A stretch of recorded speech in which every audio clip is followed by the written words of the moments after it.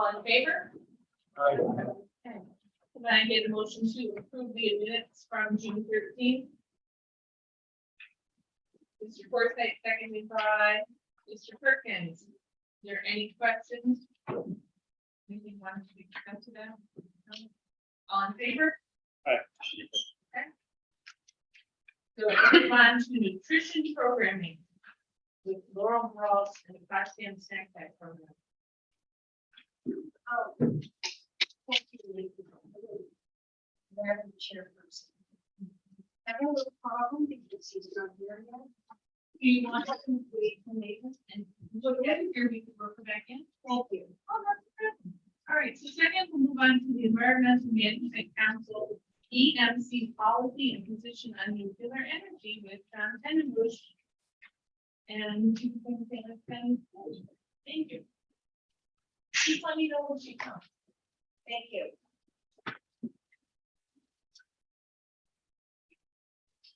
Good evening.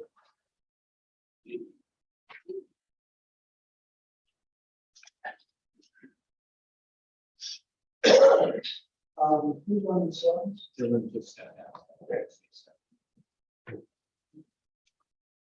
And while we wait, I'll mention that Ms. Terminelli is excused for the first part of the meeting due to prior commitment.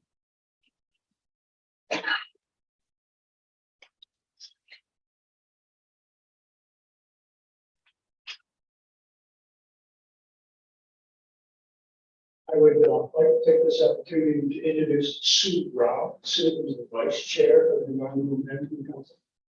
She came in today to listen to the presentation and answer any questions you might have from the position as a member of the UC.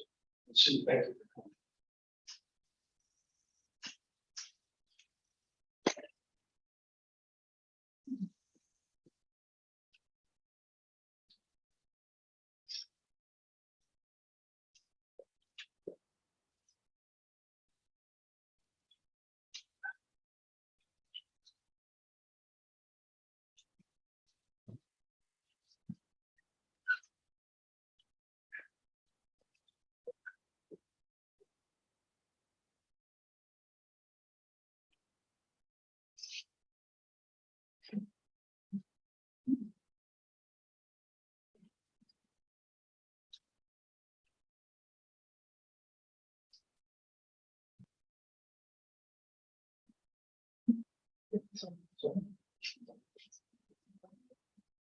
So while we talk, our other guests arrived.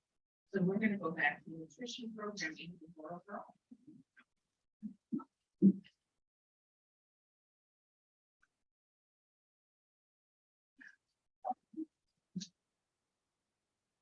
Well, good evening, and thank you for the opportunity to be able to come before you and speak about the Potsdam Snack Pack program. I have a few pamphlets that I'll leave with you in case you'd like to get some more information about what we're doing. I'm not exactly sure how much information you're interested in today, but I'll just give you a quick overview. The program was launched in November of 2016. At that time, we were providing snack packs to 40 students from Lawrence Avenue Elementary School. And the program started because I was made aware that there were children who were going home on the weekends without a lot of food to eat. And I was also told that although there were programs in other communities like Canton, Messina, Norwood, Potsdam did not have a program. So it took a while before I was able to meet all the right people and get approval for the program to begin. So when we started in November 2016, as I said, it was limited to the Lawrence Avenue Elementary School students. There were 40 students because based on how much food we had and the limited amount of funds that only could support for a few weeks. And over the years, the program has expanded. So for example, this past school year that just ended in June, we were providing snack packs to 425 students a week. And that's from Head Start to the high school level. And in this pamphlet that I'll give you, it has more information with just the numbers for the past 3 years. And I think it's important whenever I talk about the numbers, that people understand that these are little kids that we're talking about. So even though it may seem like it's a lot, it's like 425 students, 425 different stories that can be told. And I think that's the thing that really stuck with me in the beginning, because I was hearing anecdotal tales about what was happening. For example, there was a little boy who was currently a foster child, and he thought that he was going to be sent away from his foster family. And he went up to the guidance counselor and asked if he could get a snack pack in advance because he didn't think his family loved him.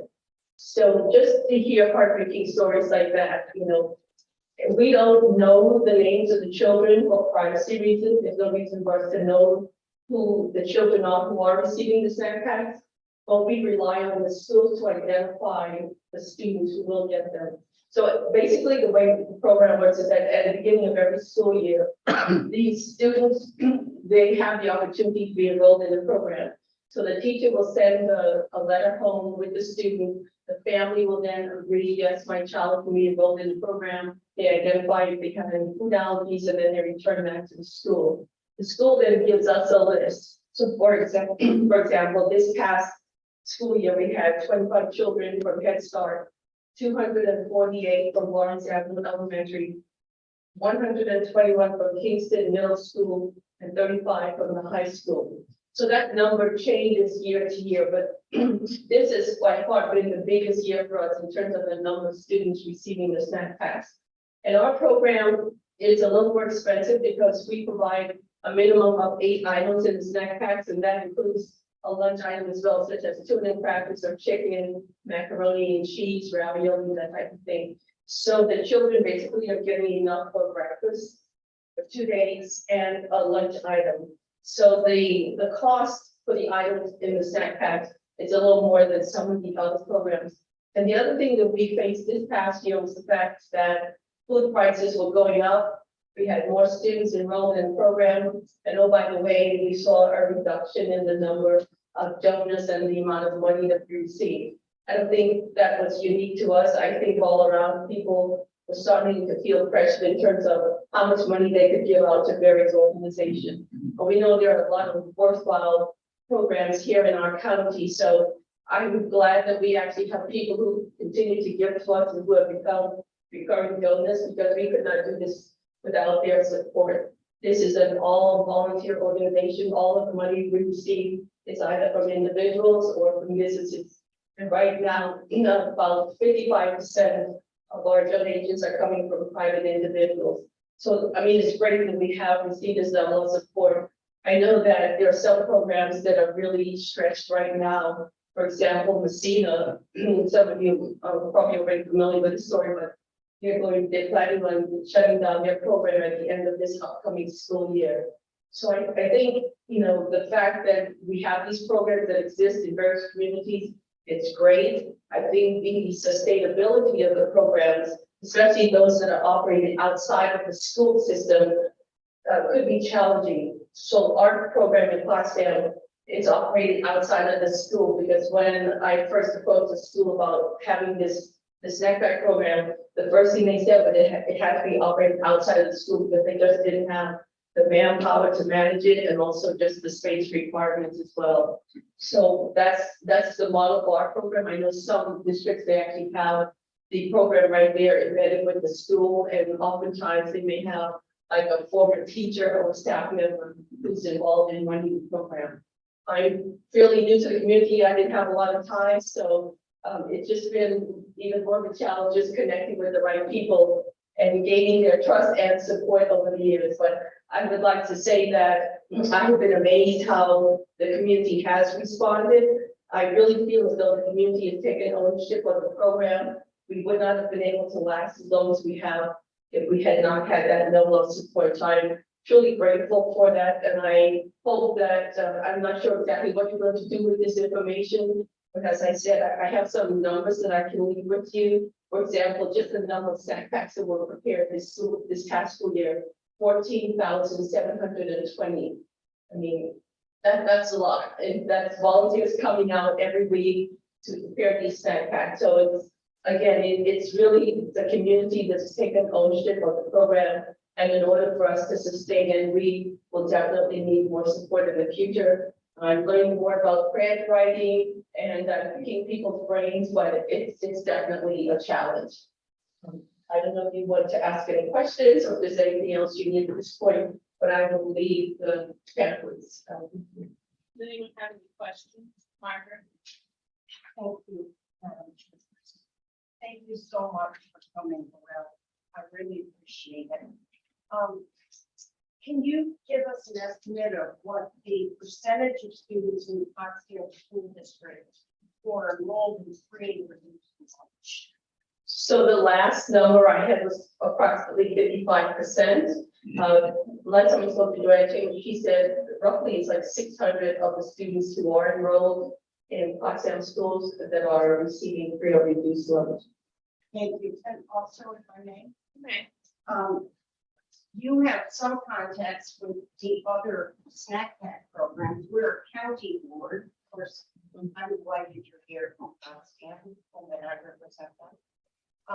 But can you tell us a little bit, do you know a lot about the other programs and how they operate? Yes. Okay. Well, I won't go into any detail, but I will say that a few years ago, the health initiative got involved, and Karen Bay, who's doing a lot of work with community programs, she spearheaded the organization called the Food Alliance group, and we were meeting prior to the shutdown quarterly.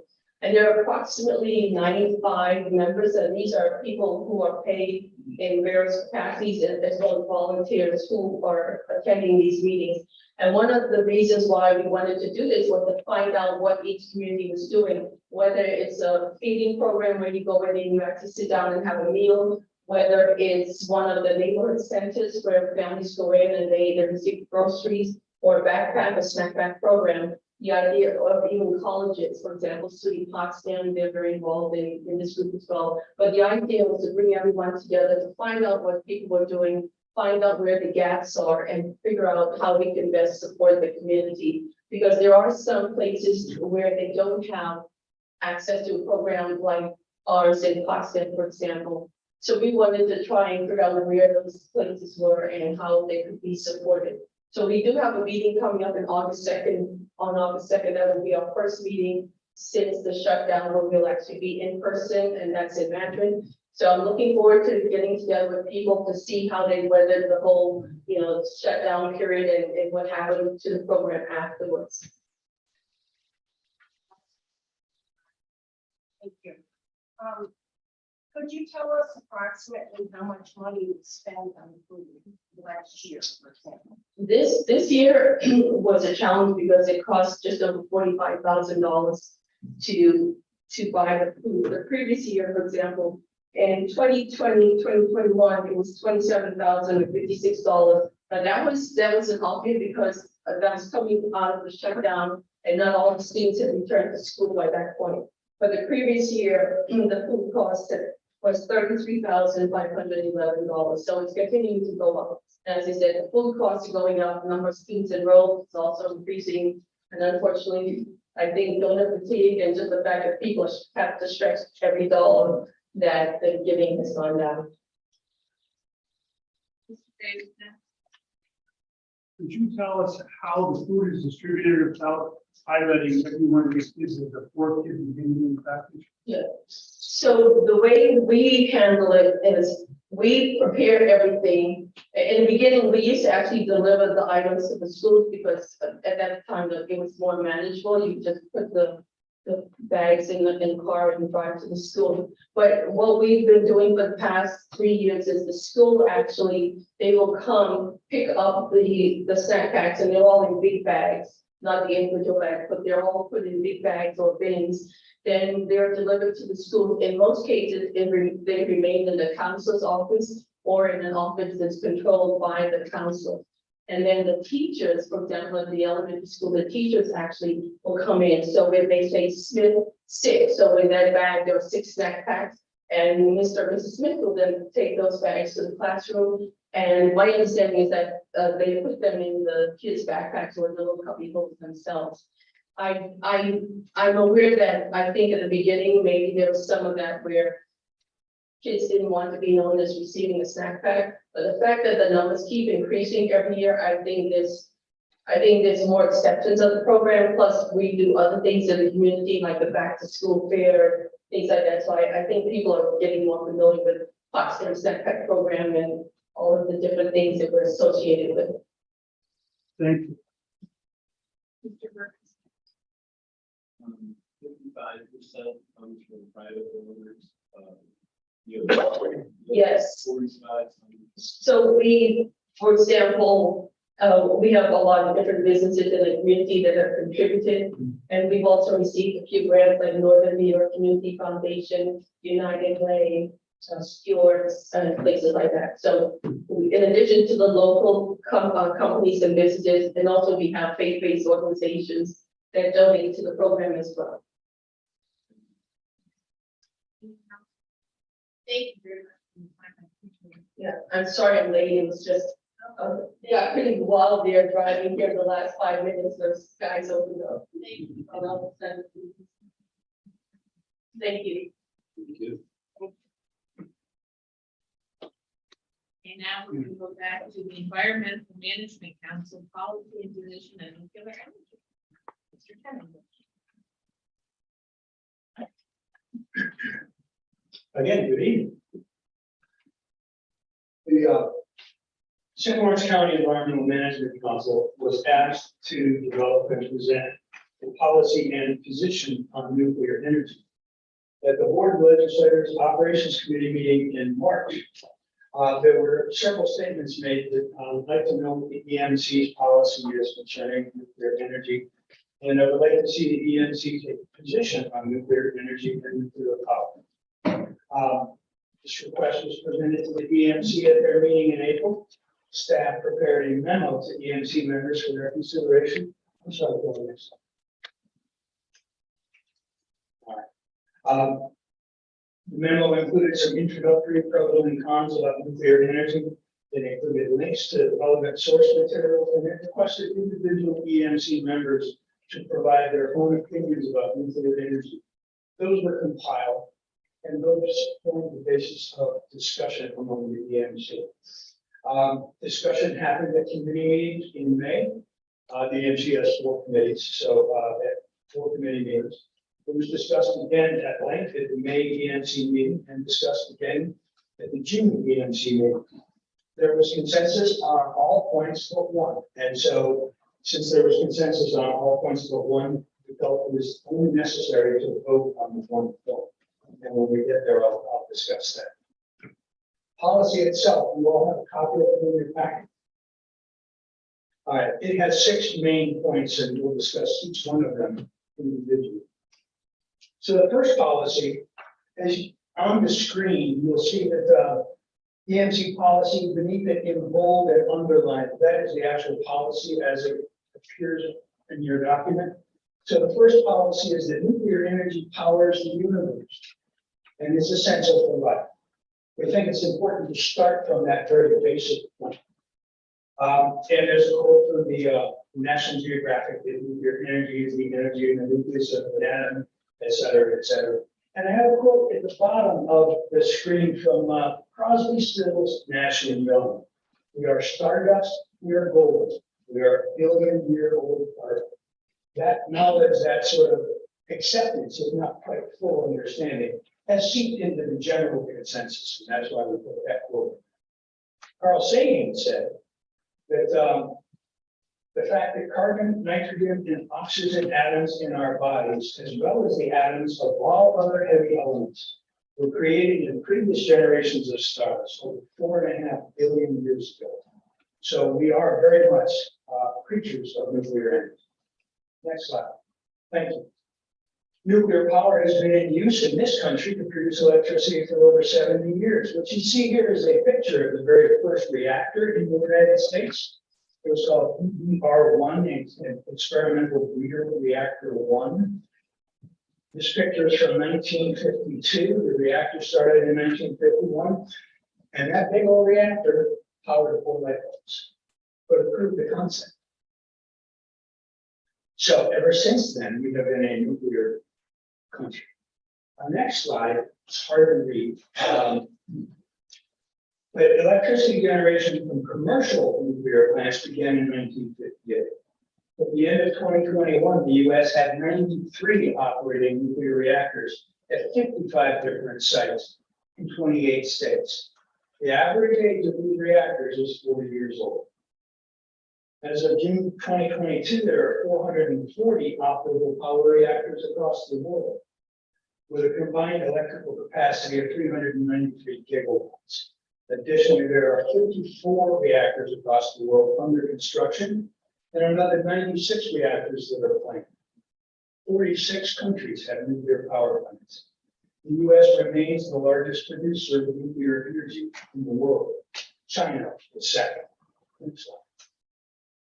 This shows the locations of nuclear power plants as of 2020. You can see that many of them are on the East Coast. Most of them are along some major body of water, the ones in the interior on the Mississippi River, for example. But that's because nuclear power plants need a lot of water. Most new plants in the US were built in the 60s and 70s. Only 6 were begun in the 1950s. 41 were started in the 1960s. 47 were started in the 1970s. Then 3 Mile Island happened, and no new nuclear facilities were started until 2013. That's part of why the average age of a nuclear plant in this country is 40 years old. Benefits of nuclear power. Nobody is saying that nuclear power is all bad. There are some significant benefits. It does not emit greenhouse gases. Al Gore himself says that nuclear power is a green source of energy. It is not intermittent like wind power or solar power. It runs without interruptions for a year or more. Although there has to be caution to invoke that. Every 4 or 5 years, you have to decommission a nuclear plant so that you can reload fresh fuel. And so at that point, it is offline for a significant period of time, but not on a daily or weekly or monthly basis. Nuclear power plants are cheap to run. The operating costs are low. The construction costs are humongous. The operating costs are low. Maybe the most important thing on this slide is that nuclear energy is high energy density. You get more electricity produced per unit of fuel consumed than you do with a coal plant or an oil plant, natural gas plant, or others. And of course, it reduces dependence on foreign energy sources, especially oil. Although we do mine uranium, but we also get some uranium from foreign sources. I'm not aware that that's a large component. Our next slide talks about nuclear energy in the portfolio for New York State. It's 20% of the power that New York State produces. Therefore, it's an essential part of the state's energy portfolio. Looking at this from top to bottom, you see the colors kind of match. Bioenergy, you really can't see because bioenergy produces a negligible amount on a state basis. Coal is that sort of gray area. You see that it sort of peters out going from left to right. If you look down to petroleum products, that's that sort of tan, the third color from the top. That also peters out. A lot of power plants in New York State used to be coal or oil, and they have mostly been replaced by natural gas. Renewables is a relatively steady but slowly growing portion of the portfolio. And you can see natural gas is massive. But right below it in the gray is nuclear, and it's been relatively constant, somewhere in the 20% range. The chart starts at 2004. So 2004 to 2018, nuclear has been pretty steady and growing a little bit. Next slide. This is a pretty poor map, and I apologize for it. It was the best map I found, but this afternoon, after I already submitted the presentation, I found a better one. Currently operating in New York State, there are 3 nuclear power plants. James A. Fitzpatrick in Oswego, 9 Mile Point, which is nearby, again in Oswego, and Ginna in Ontario, near Rochester. Indian Point is shut down. According to this map, Indian Point is in the lower Hudson area. It is shut down. Shoreham, which is on Long Island, is also shut down. It doesn't even appear on this map. I have circled two in the Albany area, and I put a red box around the identifiers. Those are both nuclear reactors, but the northern one, NPTU in Boston Spa, is a reactor that's used for training for Navy. Naval subs operate nuclear reactors. And the other one, the Walthausen reactor critical facility, is a research reactor. So they are in fact reactors. They are not part of the grid. Next slide. All right, so nuclear power, our next policy point, nuclear power production presents potential hazards to public safety and the environment. And there were a number of points that EMC members wanted to make, so each one of these has its own slide. Byproducts from mining and processing. Mining is inherently dirty. I don't care if it's coal, I don't care if it's fracking for oil or natural gas, and I don't care if it's nuclear. Mining is inherently dirty. Piling waste rock, wind-blown radioactive dust, mining wastes can contaminate surface or groundwater, and underground mining can present a radiation hazard to the workers. Next slide. Again, among potential hazards to public safety is the amount of fresh water used. And I'm citing a study that was done by the U.S. Department of Energy in 2010. And it says that there is a growing recognition that cooling water availability and societal use conflicts are emerging as strategic energy and environmental issues.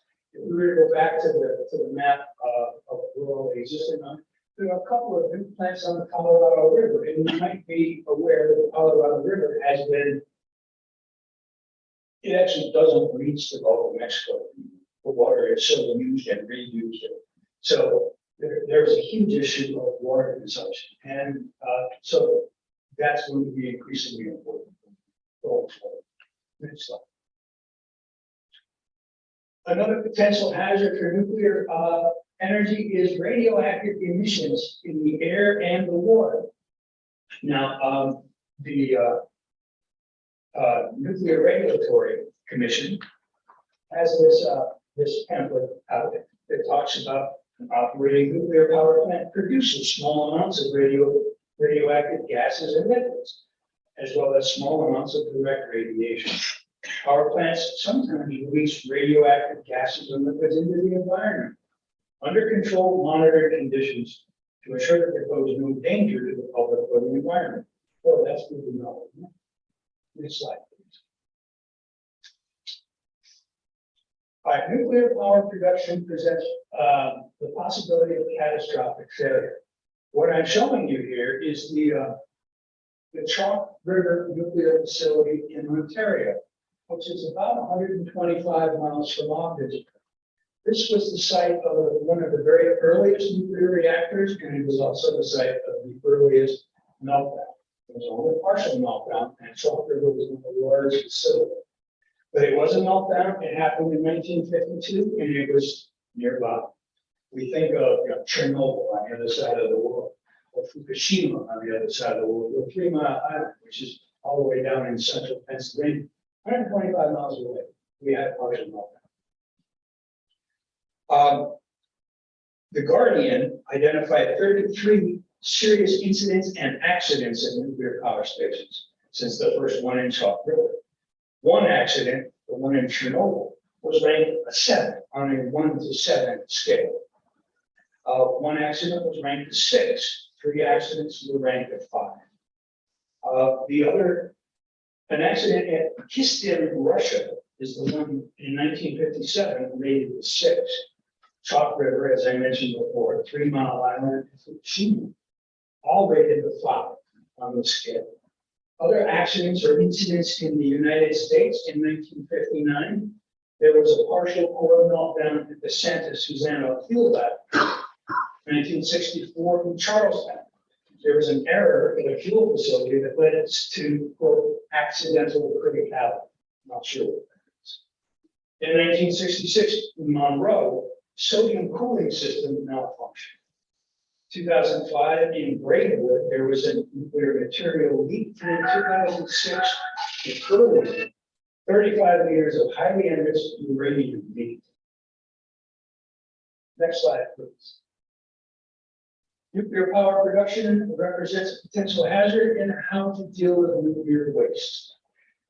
The map on the right shows where all the places where nuclear wastes are stored. Again, if we went back to the map, earlier map that showed the nuclear facilities, it's going to track very closely because nuclear facilities store their waste because there is literally no place. According to the slide, there are currently 80 locations in 35 states, mostly at operational and decommissioned nuclear plants, where spent fuel is being stored indefinitely. All total nuclear reactors in the U.S. produce more than 2,000 metric tons of radioactive waste a year. And most of it ends up sitting on site because there's nowhere else to put it. Next slide, please. In dealing with nuclear waste, there are two kinds, classifications, low-level waste and high-level. Low-level waste, there are actually some places where you can take it. Low-level waste includes radioactively contaminated shoe covers, or clothing, or cleaning rags, mops, filters, reactor water treatment residues. The things that, that are used in the normal course during managing nuclear power. That's all low-level waste. There's medical low-level waste, etc. These things are stored on site by licensees until it has either decayed away or the accumulated amount is large enough to warrant shipment to the low-level waste disposal site. And there are 4. One in South Carolina, one in Texas, one in Utah, and one in the state of Washington. So there is a place for low-level waste. Next slide, please. High-level waste, as we've already said, doesn't have a place. The picture here shows what a high-level waste storage facility will look like. That is the interior of a mine. It is presumed to be geologically stable. And you just store barrels there. And you store barrels there for 10,000 years. And for long. Again, the slide says that until a permanent disposal repository for spent nuclear fuel is built, licensees must store this fuel at their reactors. At nuclear reactors around the country, around the world, you will see large barrels submerged in water. Just fields around the power plant. And when you figure that the average nuclear facility is 40 years old in this country, you can imagine the amount of nuclear waste has piled up. Remember that every 5 or 7 years, we have to decommission the plant and change out the fuel rods. It's those old exhausted fuel rods that make up that high level nuclear waste. All right, so the next item under the ENC policy is that nuclear power production should continue. Lifespans of existing plants should be extended as long as practical and safe. Newer nuclear facilities should incorporate newer, safer technology.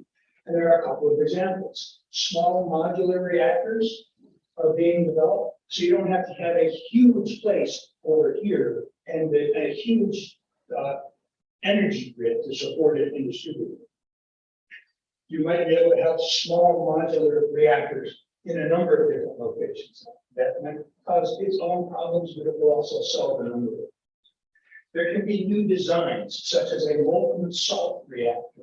And one of the reasons why a molten salt reactor is a better design, a safer design, is because the nuclear stuff, the fuel, is mixed with this molten salt. So molten is a liquid. It's already in the liquid state. So it much less risk of critical meltdown. There's nothing to melt down. It's already melted. It's already. New designs like the molten salt reactors, fast reactors, convert spent fuel back into usable material. Now, this afternoon, we were talking about this in the office, and the analogy that I came up with is it used to be when you repaved the road and ripped out the asphalt, and then you put new asphalt. These days, which is you rip out the asphalt, you mix it with fresh tar, I don't know what it's called, and you put the same stuff down with the fresh additive. That's what a fast reactor does. It takes the spent nuclear fuel and mixes it, as it were, with new fuel, and you can reuse it. So there's much less waste for a fast reactor. Nuclear fusion is probably all heard of it, enormous knows what it is, but it's a different way of generating energy from nuclear processes, and it has the promise to have no waste. And then we could also use new fuels in our existing reactors. Probably need to convert them to handle it. Thorium is being talked about as being safer than uranium. And an example of a molten salt reactor, and then another example of how nuclear fusion works. I spent a little bit of time trying to study that. I still don't understand. Yeah, I didn't do well with college physics. Next slide. The EMC policy is to research and development should continue to develop safer and more efficient methods to produce electricity from both nuclear and other sources. And here's a study by the IEA, International Electric Association. And their goal is to have net zero by 2050 in terms of releases from global warming. And so they say, as a major source of global emissions, the energy sector holds a key to responding to climate change. Achieving net zero emissions by 2050 will require nothing short of a complete transformation of the global energy system. So, at the end of the day, the EMC believes that research and development should continue, that nuclear plants that are operating should continue as long as they're safe. And that research should continue to develop safer and more efficient methods to produce electricity from both nuclear and other sources. And that, in a nutshell, is the EMC's policy. Are there questions? Mr. Forsythe. Thank you, John. Very, very good point. Footprint. What's the size of the area here? So, acres, what? I wouldn't be able to quantify it by acres, but the facilities I have seen are very large. And when you figure that they have to have also the outside storage for spent fuel, et cetera, they're massive. I'm from Ohio, there's a nuclear plant 30 miles east of where I live, and another nuclear plant 40 miles west of where I live. And so I'm familiar with those, and they're huge. I don't know about all. Do you have any idea, like, let's say 3 mile or Oswego or whatever, how many households they can produce electricity for out of one plant? No, the only data that I have about that would be on that earlier slide, where it shows the percentage of the nuclear is of New York's total. Yeah. All right, thank you. Mr. Smith. I think you mentioned something about with newer technology, there's smaller facilities that are being built instead of these, you described as super large facilities that take a lot of acreage. Could you expound on that a little more, like the various sizes of facilities that are being developed and the amount of waste product that they're producing compared to the waste product produced in these 40-year-old facilities? No, sir, I can't credibly comment on that.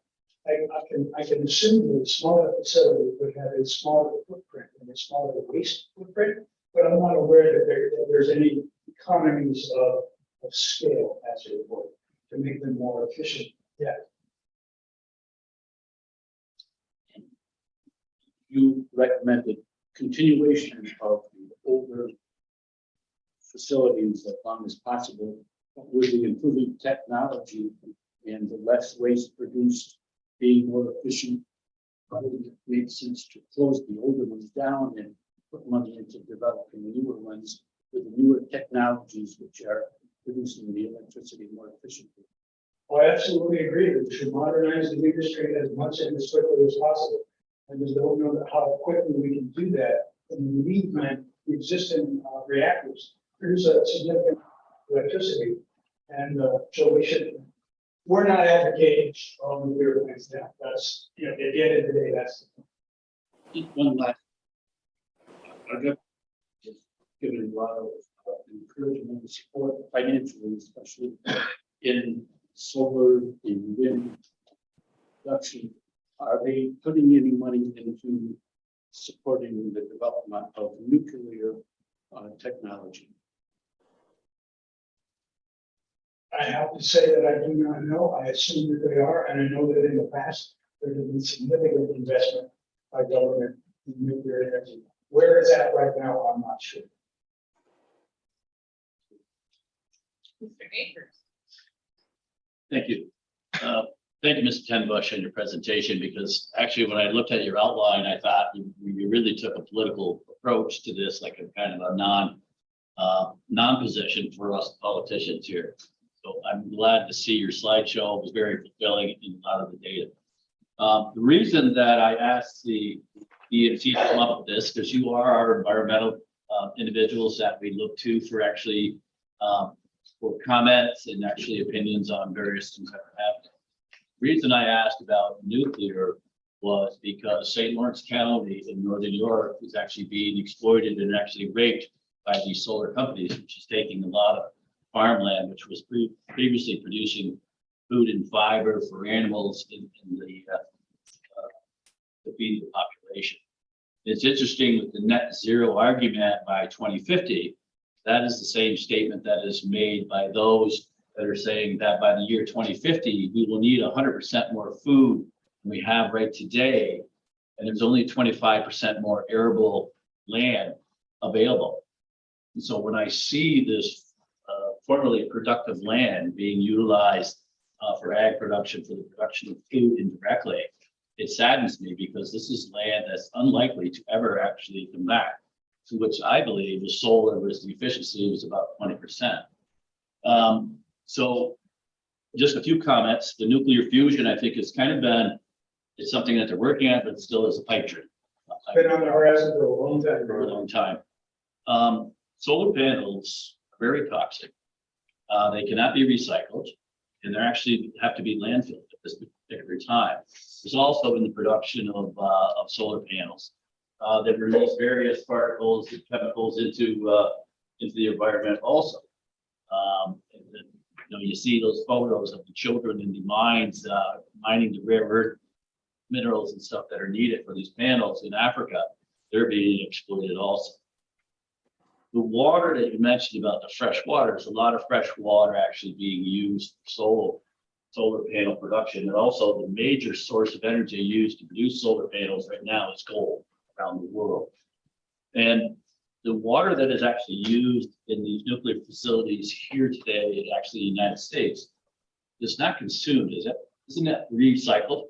It's flowing through, it's actually used in the cooling process. It is recycled, but I'm told that there is the possibility of some escaping. Some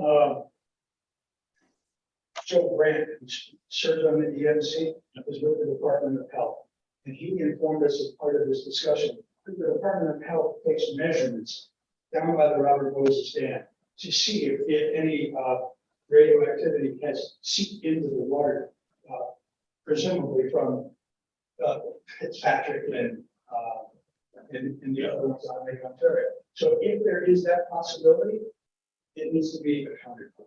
But you're right, most of the water, the vast majority of the water, I hesitate to say all under any circumstances, but the vast majority of the water is circulated and recirculated, yes, kept on site. So I think that the gist of what I thought was most important is the energy density of actually nuclear. And there is a nuclear plant that was put online here, surprisingly, in the state of Washington. And its component base is smaller. And I didn't read a whole lot into it. It was just a quick article. And about the safety part of it, my understanding was that when the electrodes were pulled out of the solution, and this may be one of these salt ones that we're talking about, that's when the nuclear energy is actually, the electricity is created. So if there is a meltdown or something, a fault or something happens, an accident, gravity will take those back in. Once they go into the solution, it shuts down the process. I do know that when I was doing some research for this, that currently nuclear is about 19% of the United States energy. And since 2013, we've got 7 shut down, with 12 more started to close. So by closing those facilities, that's equivalent to 55.5 million tons of carbon dioxide that is now being avoided annually by those plants running. So that's a whole lot of carbon. So that's what I thought with what's going on here in St. Lawrence County, with the exploitation of the land here. It's cheap. This is why not a whole lot of solar is actually going in the southern part of the state.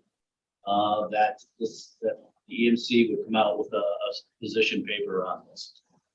So, you know, I'm not sure if you're kind of for it, you're kind of against it at the same time. I was curious, what point there was a 9-4 vote. What issue, what point was there a vote on that part of your presentation? You mentioned it earlier in your Yes. opening remarks. Thank you for bringing that up. On the item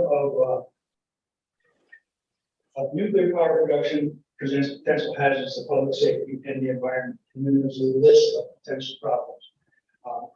That's the item that we voted on. There was consensus on the other items, and the vote was whether or not we listed all of the items that had been brought up in the comments that EMC members had made and that staff aggregated, or should we limit it and say it presents potential hazards to public safety and the environment? That was the choice, to provide the list or just say that there are potential problems. And the vote was to provide the list. Okay. So a small detail. So we have this issue here by the 2030, a certain portion of our energy has got to be produced by electricity and then by net zero by 2050, which right now, almost 78% of our energy around the world is actually produced by fossil fuels. Okay. So you have natural gas, it's like 32%, petroleum is still 28%, coal, 18%. Renewables are growing. They've gone from 5 to 12.7%. Nuclear is 9.6. So I just don't know how the way that we're going right now, by replacing this fossil fuel at 78% of our energy with renewables, without considering nuclear. That's the position that I have. In 2021, coal plants actually in India and China increased by 12%.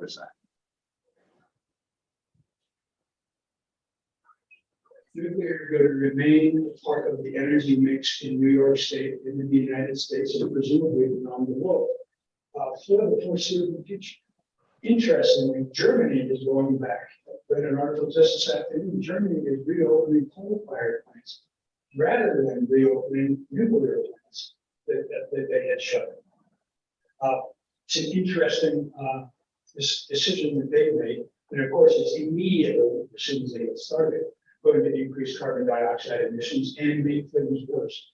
The article didn't talk about why they did it and why they chose that avenue as opposed to going nuclear. But you also have to recall that the average age of a nuclear plant in the United States is 40 years. 40 years, you know, I would imagine in the next 20 years, a number of those plants, maybe a significant number of those plants, are going to have to be shut. Things wear out. Hopefully, with research and we can develop safer nuclear technology. Hopefully, with research, we can figure out ways to deal with nuclear waste. 10,000 years of waiting for uranium to decay. I'm not going to be around that long. I don't know if you. Probably not. Yeah. That's the EMC actually taking a position on solar and the amount of farmland that's actually being utilized to use electricity versus food production. No, they have. There have been several presentations made at EMC meetings about solar energy, but the EMC has not been asked to take a position, and so they have. I think it's a driving need. I think we're seeing just in within 2 miles of my place over a couple of 250, 300 acres. And I do know that there is plans for an 80 megawatt facility, which would be another 400 acres. So there hasn't been any change. And I talked to the Commissioner of Ag at one of our NISAC conferences. Like, we need to change this so that, because we do have land. But the suitable land, the easiest land for them to put these sites on is farmland. They're already cleared, they're rolling, they're flat, all the obstructions have actually been removed. We have all kinds of marginal land that's not really suitable for agricultural. And so, but unfortunately, they don't have like a three-phase line that's going by. It's just too difficult. And I think what's going to happen, you're going to have, and it'll be, it's short-sighted thinking. We're moving ahead so fast in this direction, and they're not planning ahead for food. And that's my concern. I understand the private property and the small farmers, and actually even some large farmers that are moving towards the solar. I know one gentleman that is going to put 1,200 acres into it, check for 1.9 million a year. So, it's hard to say that, you really shouldn't be doing that. But at some point in time, somebody's going to want to eat some food. I think they're coming by the year 2050. Yeah. Thank you for your efforts. Yes, Next up is Mr. Chen. Thank you. Hello.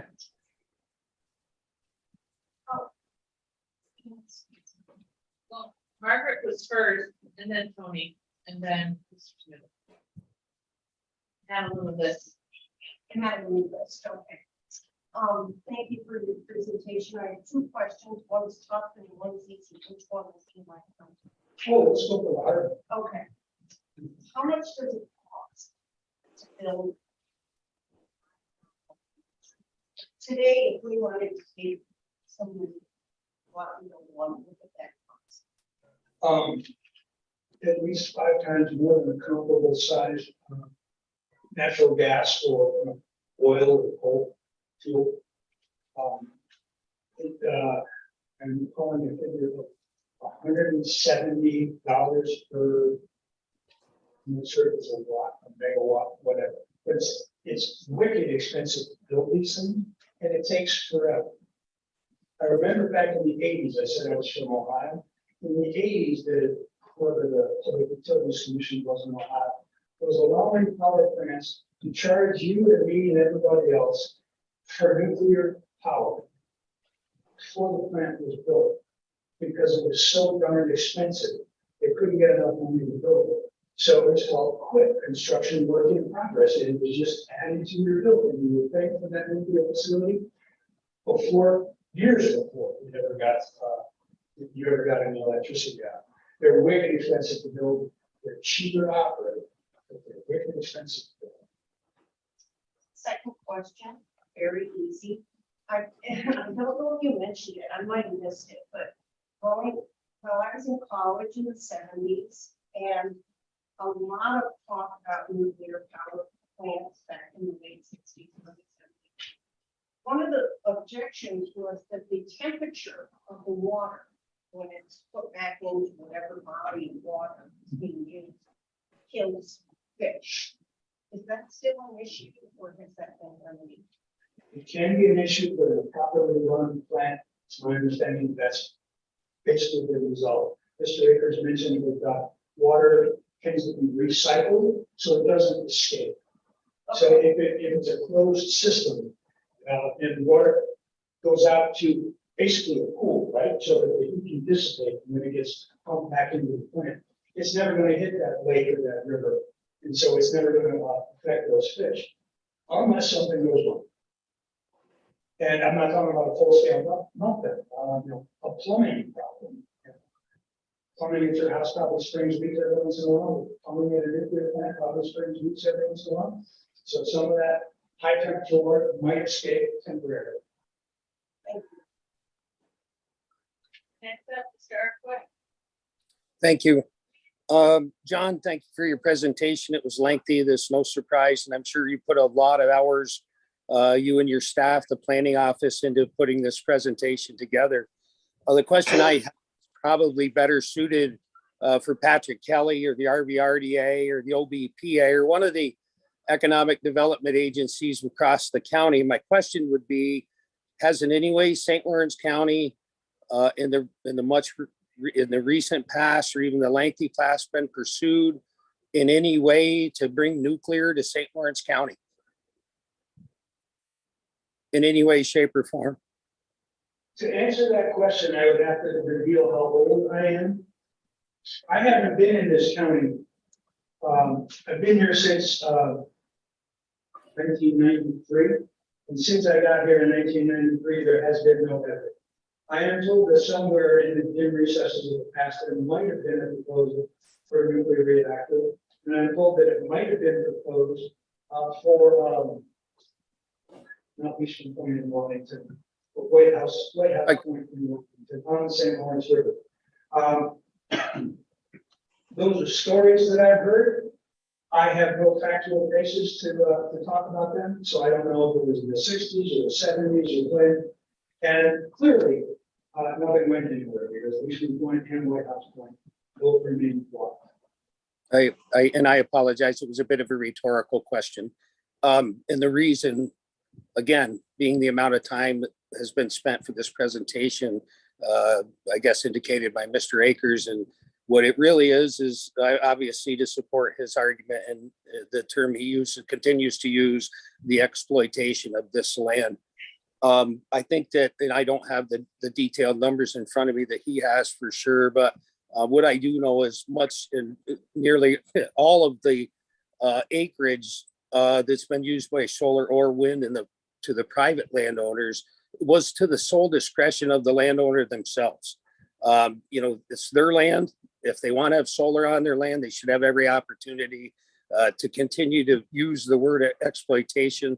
I've had a couple farmers in my district recently that have agreed for small portions of acreage to be used for solar, and they stand by that decision. And again, it's their land. So these continual over and over examples and arguments about how we should tell people to use their land, the utilization of our planning department for a very long presentation, all to prove that point, I think is spent a lot of time that I'm not certain is going to pay its dividends. But anyway, I appreciate your time and thanks. Mr. Smithers. Just to remind us that one of the presenters from another night talked about nuclear energy, and he felt there was definitely a need for increased usage of that. And maybe one of these days it will come to the county. I don't know what it would take for that. But my question for you is, in your studies on nuclear energy, did you study? I'm hearing that France has done a lot of nuclear energy. They produce a larger percentage of their electricity from nuclear. So my question would be, did you involve that nation in your studies? And if so, are you familiar with what they do with their nuclear waste? Because it doesn't seem to be an issue as much with them. I did not investigate the French electricity or nuclear power industry as part of research for this. I am aware globally that France, by reputation, has done an awful lot of nuclear plants, and it gets presumably a larger share of its electricity from nuclear plants than from that coal or oil fire. Anybody else? Seeing none. Go ahead. So this presentation isn't about me. It's my concern about solar and how it's changing things, the agricultural jobs here in the market. And I appreciate your work in your committee's work on this, John. To answer, France is 70% of their electricity is coming from nuclear, has been for quite some time. I don't have any problem with private landowners doing what they can with their land. As a Republican, I support that. So I'm not making an issue of it. Tax credits that are made available are making these facilities feasible. Not to argue that the same isn't done for oil, aluminum, for anything else, for wind, and that thing. One of the things that I did look at when Margaret asked the question about the cost, and I found some data about, and it was taking into the building, the utilization, the maintenance, and you mentioned, John, that nuclear, once it's up and running, is actually very cheap to run. And so this is old data. It's basically, and I think it was from the IAEA. I didn't write down the source, but it's to produce 1 trillion kW. So that's not kilowatts, a small K, large W. So I'm not sure what that refers to. But it had coal costs for 4.1 cents per unit, nuclear 3.7 cents, solar 7.7 cents. They're operating on the premise of 20% efficiency. Hydro was the cheapest going at 3.3, natural gas 3.7, 4.3. So if you talk about our hydro, we have solar going on now and wind going on now. So what's happening right now is at the dam in Messina, when the sun is shining, the wind's blowing, we're letting that free energy, we're letting that water flow through the dam without generating anything because we don't have the capacity to handle it. So that's part of the whole thing too, is all this stuff comes online to replace these fossil fuels with their natural gas pipelines. We don't have the electrical infrastructure to handle this. You know, you take the thing like, okay, you got a pipe that'll handle 5 gallons of water per minute. Then we got 10, where's the 10? It goes to waste. It's the battery storage. So just to reiterate, it's not about me. I'm very thankful for a thorough job that you did, John. Likewise, I think it was an excellent presentation. Thank you for doing it. If we don't have the infrastructure to handle solar, hydropower, we certainly don't have infrastructure to handle generating such a, I mean, it's we're letting power move now. And we can only say it's the reason we do not even consider. So, anybody else? I don't want to lengthen this any more than it already has.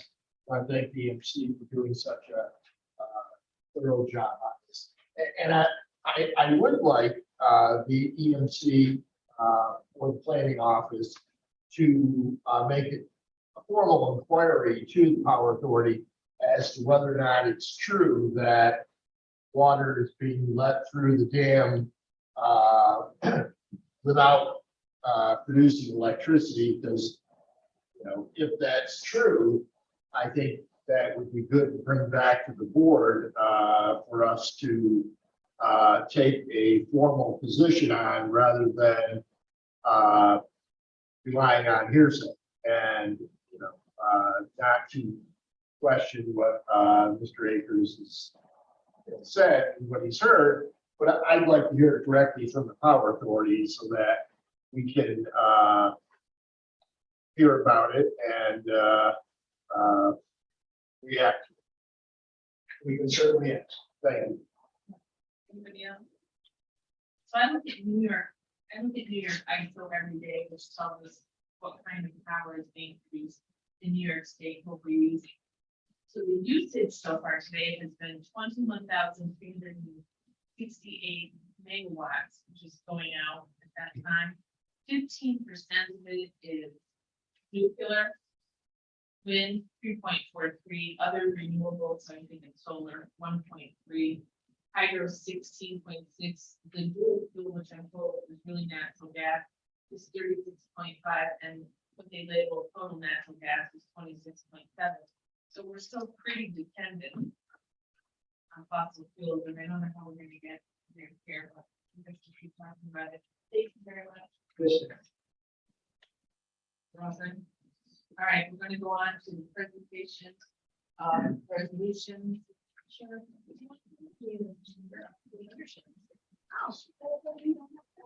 All right, presentation is very nice. So our first resolution is modifying the 2022 budget for the Sheriff's Office to accept a 2020 state criminal alien assistance program funding from the Bureau of the Justice Department, moved by Ms. Forsythe, seconded by Mr. Sheridan. Go right ahead, Mr. Forsythe. I'm sorry. Good evening, everyone. So obviously this is a grant that we received from the Bureau of Justice. We work with a third-party vendor, Justice Benefits. It's endorsed by the New York State Sheriff's Association. It's a yearly grant that we receive. helps offset operating costs. And in this instance, we're going to look to continue to expand our body cam program at the correctional facility. Does anybody have any questions for Sean? Seeing none, all in favor? Aye. Any opposed? Next up, I have a resolution modifying the 2022 budget for additional revenue to purchase technical equipment for the sheriff's office correctional facility, moved by Mr. Akers, seconded by Mr. Smithers. So this resolution is for state ready's monies that we receive for housing inmates, prisoners while they're being held and sentenced. We receive funding. We receive this quarterly, if not biannually, and it also helps offset costs at the correctional facility. In the same instance, this is also going to help us expand our body cam program at the correctional facility. Thank you. Any questions? Seeing none, all in favor? Aye. Okay, carry. I have a resolution modifying the 2022 budget for the sheriff's office for a fiscal year 22 ATV-8 Red Team Exercise Grant from the New York State Division of Homeland Security and Emergency Services Office, moved by Mr. Smithers, seconded by Mr. Denisha. This is a red team exercise that's put on by the Department of Homeland Security. We participate in this yearly. This is obviously just to offset our cost on the road patrol and criminal investigators that participate in this activity. Okay, does anyone have any questions? Seeing none, all in favor? Aye. Any opposed? Carried. Thank you very much. Thank you. Oh, wait, of course, I have a question for you. Just a question, the dollar store in Morristown on 37. I was pulling up the other day, I have some notice, there's 2 cameras heading each way on 37, and I never noticed those before. Who's in charge of installing those? Any idea?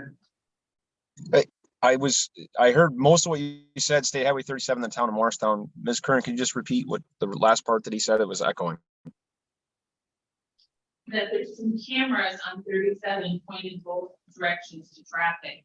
And he's wondering who runs those cameras and who like correlates the data. Yeah, so those are license plate cameras that are it's part of the consortium of all law enforcement here in the region, and it's managed by the North Country Crime Analysis Center up in Malone. Those cameras have been there for quite some time, and they certainly provide a lot of information to not only our office but all of our law enforcement partners here in the region. Maybe because of the parking lot, I just hadn't noticed, but I've never seen them before at that location. Anyone else? Distribution. Just. Sean, could you just give us a real quick update on how the active shooter exercise went? So that was a tremendous exercise. We're very proud of all of our employees. Had tasked a couple of sergeants and some detectives. They did outstanding work. We had a great turnout from many law enforcement agencies, other local, state, and federal agencies. It came off tremendous. The school also was very appreciative of that.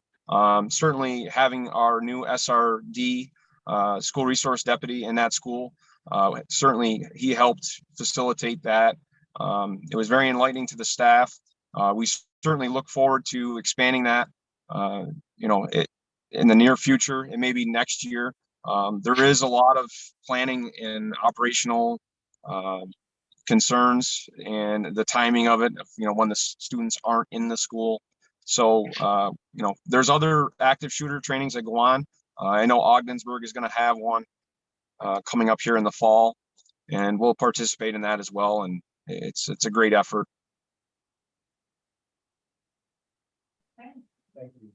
you. We're all good? All right. Thank you very much, Sheriff. Appreciate it. Thank you. Okay, next up, we have emergency services and Matt Denner. Good evening, Mr. Denner. We have Good evening. resolution authorizing the chair to sign a contract with the New York State Office of Homeland Security to accept the fiscal year 22 State Homeland Security Preparedness Grant and modify the 2022 budget for the Office of Emergency Services to the Sheriff's Office, moved by Mr. Nation, seconded by Mr. Sheridan. Go right ahead, sir. This is our SBG grant.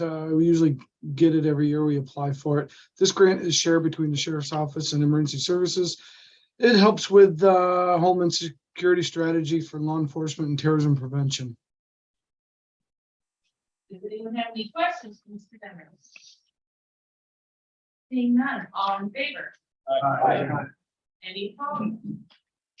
Okay, so this carries. Mr. Denner, what we have you here, the first meeting on the purchase of the airboat is supposed to be this Thursday.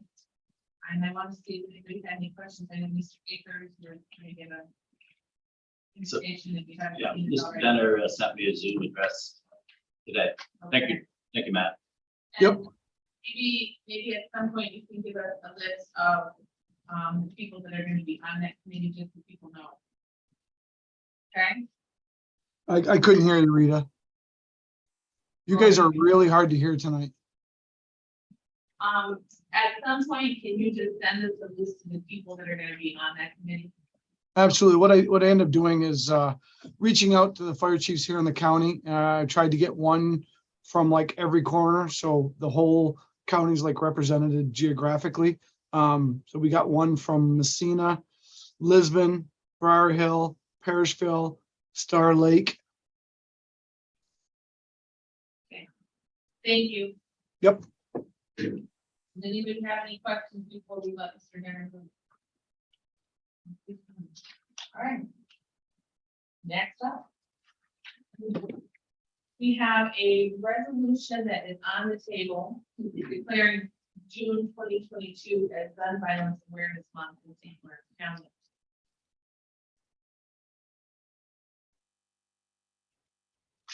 Any action on it?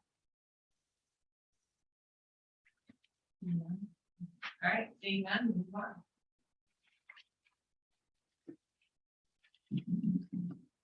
Next up, we have a resolution encouraging developers to purchase American-made equipment for solar energy facilities that are constructed in New York State, moved by Mr. Denisha, seconded by Suzanne Bianco.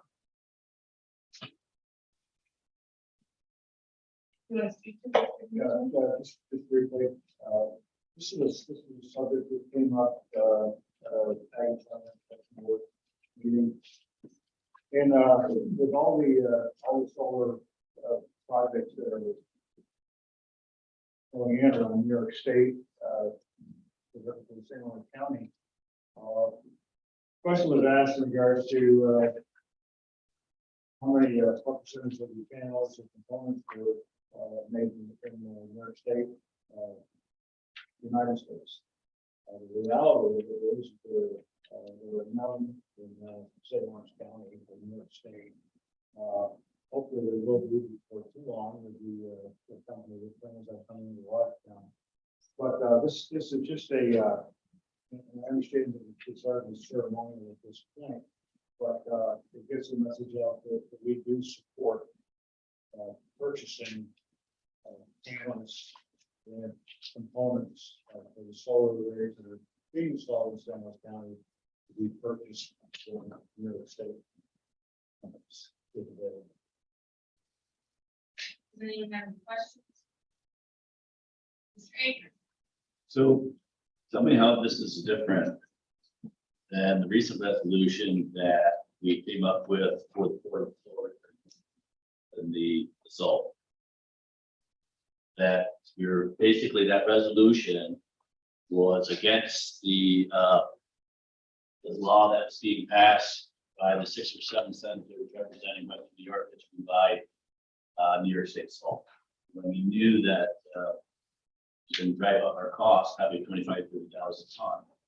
So say, for example, a company in Pennsylvania makes solar panels that are $75 a panel or $100 a panel, less money than New York State. And why would we support that?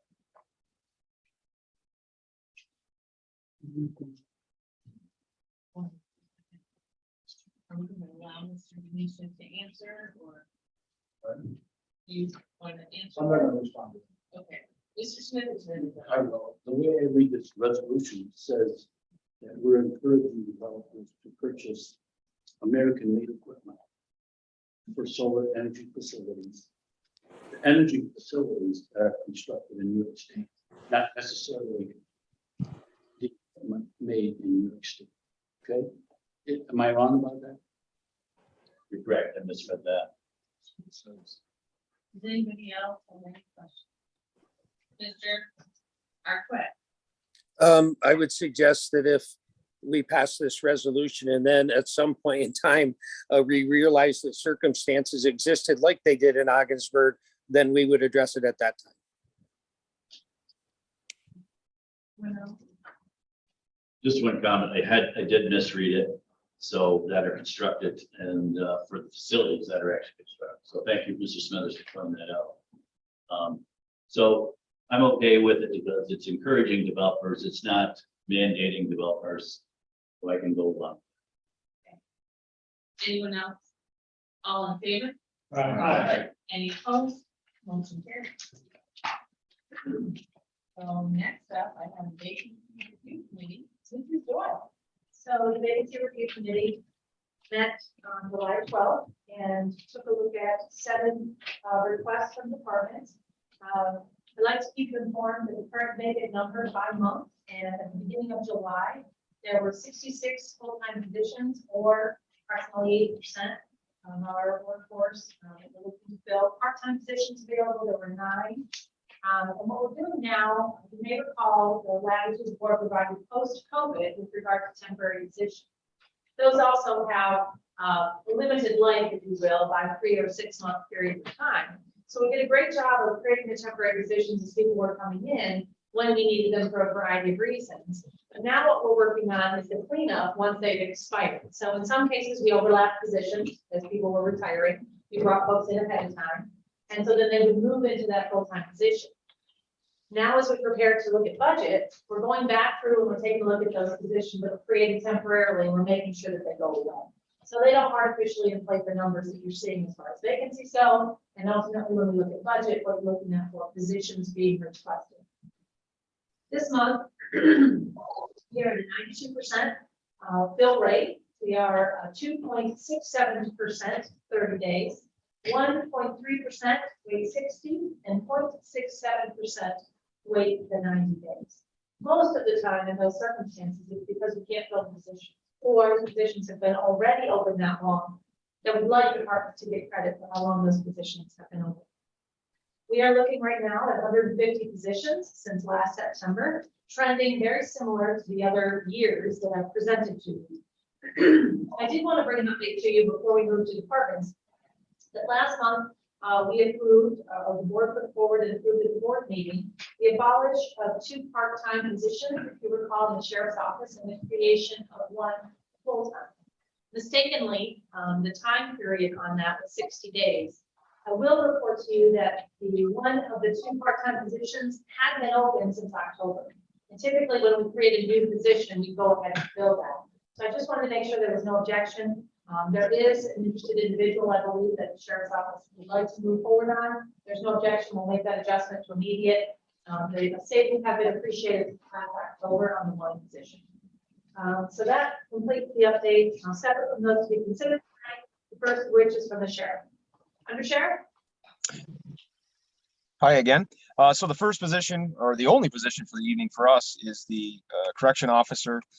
We promoted a corporal, and this is the backfill of that corporal. Standard course of business, we're mandated to have 56 employees due to the Commission of Correction. So we're looking to get this one filled as soon as possible. Questions for the under sheriff? Okay, thank you, Sean. All right. Thank you. And the next position was a table discussion with regard to the probation assistant position.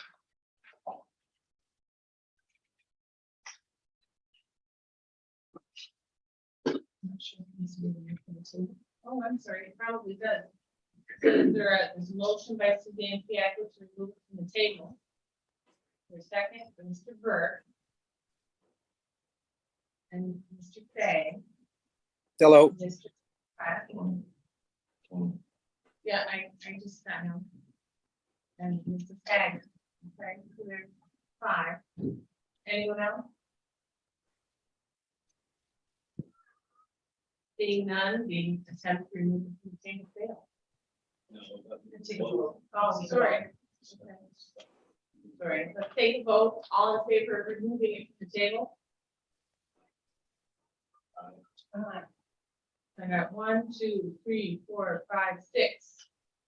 And the attempt failed.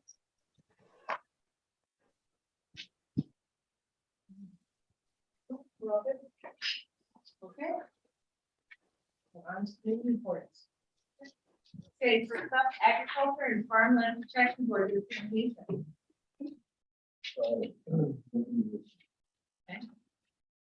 Alternative to Incarceration Board, Mr. Burke. Board of Trustees for Supreme Court Library, Ms. Fiacco. We had Emergency Medical Services Advisory Board meeting last week. They had another discussion regarding how they are going to cover EMS coverage in the county.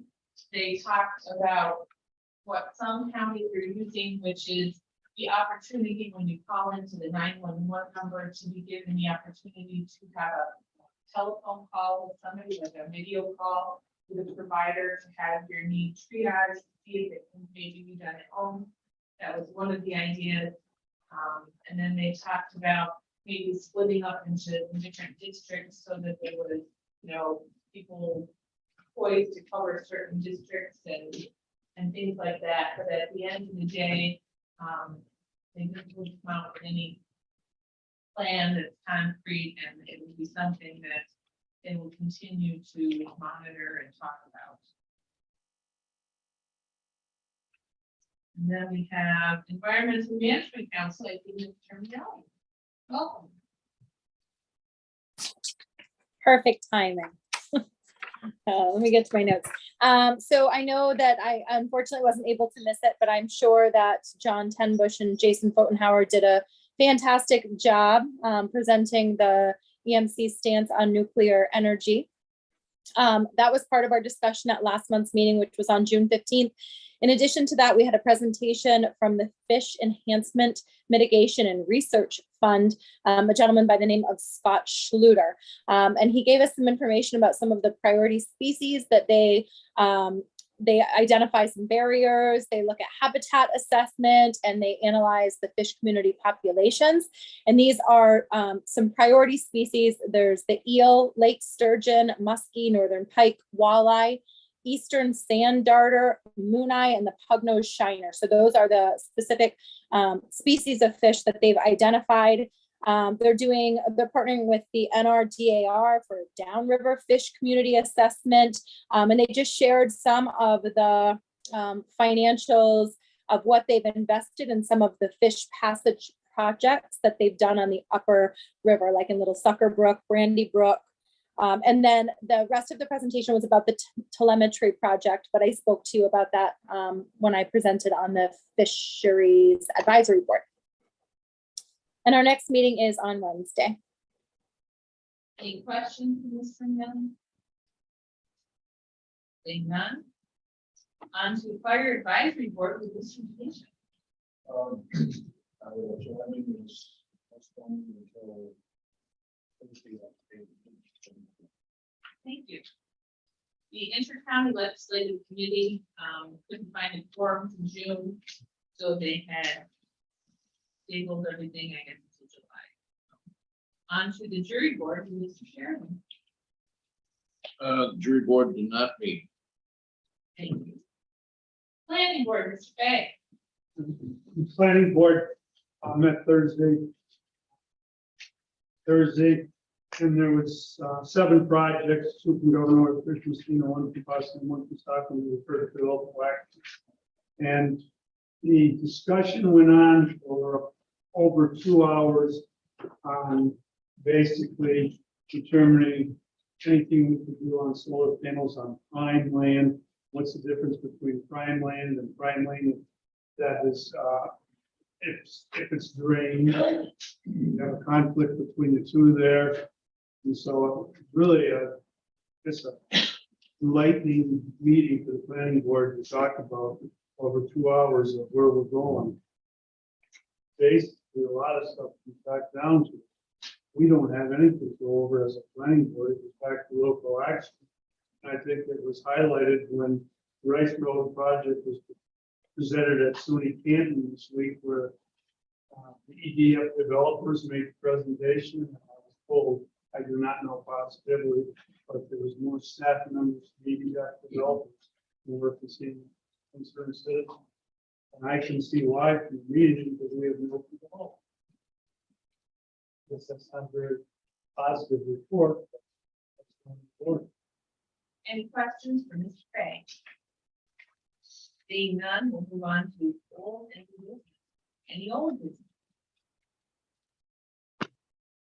Seeing none, any new business? Mr. Taggart. Thank you, Madam Chair.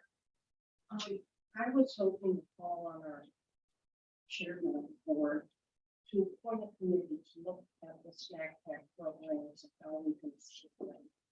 I'd be willing to chair that committee. And I think that we need to take a serious look at the problem of hunger for children in this community or in our county. And given what Mr. Rowe told us tonight, there is, thank you. Anyone have any questions? Nothing. So I'll go ahead, Mr. Lane. Just a comment. Stanford is not the only area that has a snack box program. Ogdensburg has one also, and so do a lot of other schools. I think I can understand their need for financing, but I know, for instance, in Ogdensburg, how it's financed. It's all contributions, and I'm sure that probably the numbers that Ogdensburg serves are similar to the numbers that Potsdam serves. My wife has been on the board for years. I know the work that's involved in it. So multiply that by all or most of the school districts that have this, and you've got a tremendous amount of money that is followed up by a tremendous amount of need, according to those in the program. I don't see the county getting involved in funding the snack pack program. At least from my experience in observing it, it seems financially, even though it's a problem and an issue, and it isn't easy soliciting money from everybody, that they seem to be doing quite well. And I think opening that up, you talk hundreds of thousands of dollars easily. So I would be against forming a committee to look at that, at least at this time. Nobody else has anything, Margaret? I would invite you to join us in the group that we put together to kind of try to get all the different food pantries and groups into one group, because there's a lot of power in consortium sort of buying situation for everything in the county. $1, if you go, is worth $2 USDA dollars if they are only dealing with one entity in the county, and it doesn't need to be a county, like from the county situation, but if you have one place that they deal with the USDA, we do $1 is $5.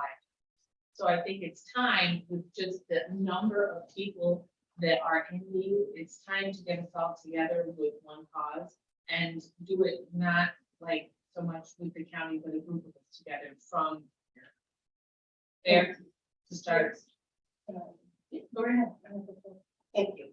I didn't want to give the impression whatsoever that I'm only talking about Constance snack pack program. There's one in Messina that has problems. Yeah. As well, we all know there's. And And I wouldn't ever ask that as a county, we fund the snack pack program, because there are people that want to go in. But based on what we heard this evening, that has waned, and the number of kids has gone up. And I'd like to also say thank you to Mrs. Waterford. I think it's wonderful. it's just, I think it's time to combine everything together. And people have traditionally seemed to have liked to have their own little courtyard, but I think it's time to look past that as a group. So I will get you in on that. Okay. Thank you. Anyone else with new business? Seeing none, we will go on to the end of this and then we have to. Okay, so I guess I would like a motion to adjourn the operations meeting. By Mr. Duke, sorry, Mr. Duke, seconded by Mr. Smithers. You're adjourned. Thank you.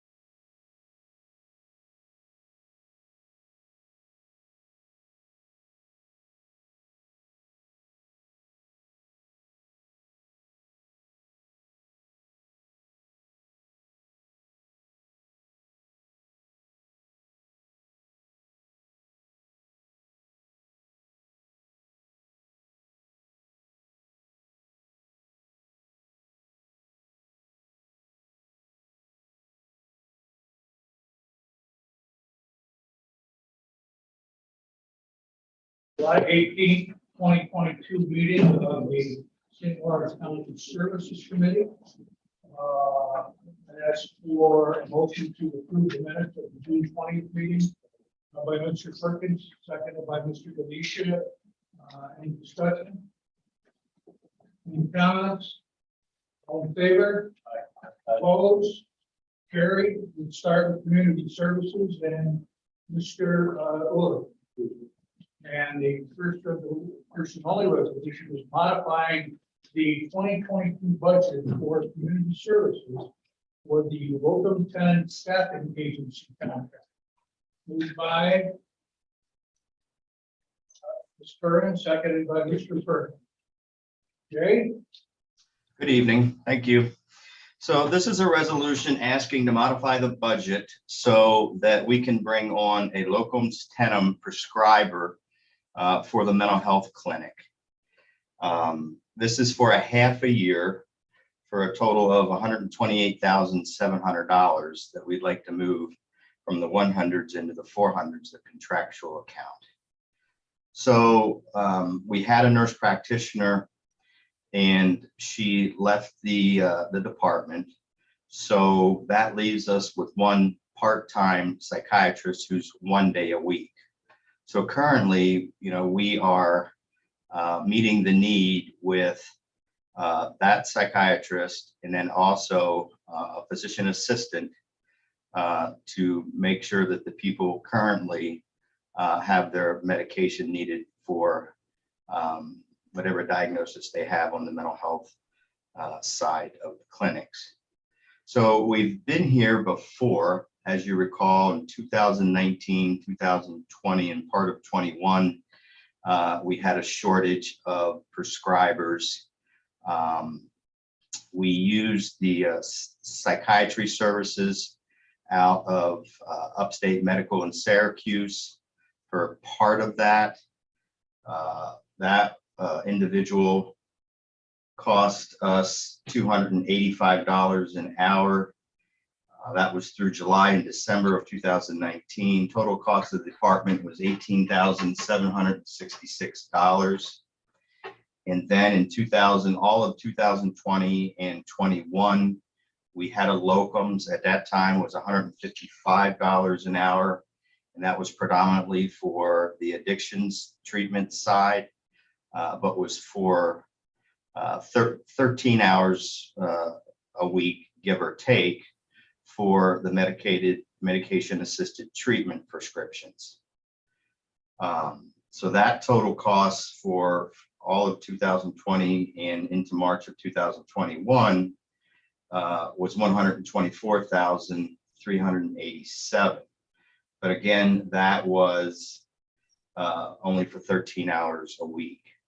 So what we're asking now is 30 hours a week because the person who left this position was spending a half a day, 1 day a week, prescribing MAT for the addiction side. And we've shifted that burden to our physician assistant, who is currently doing a good portion of the MAT prescribing because that person's hourly rate is obviously cheaper than a locum. So this locums was $155 several years ago. Now it's $165. So if you compare, the cost of the department,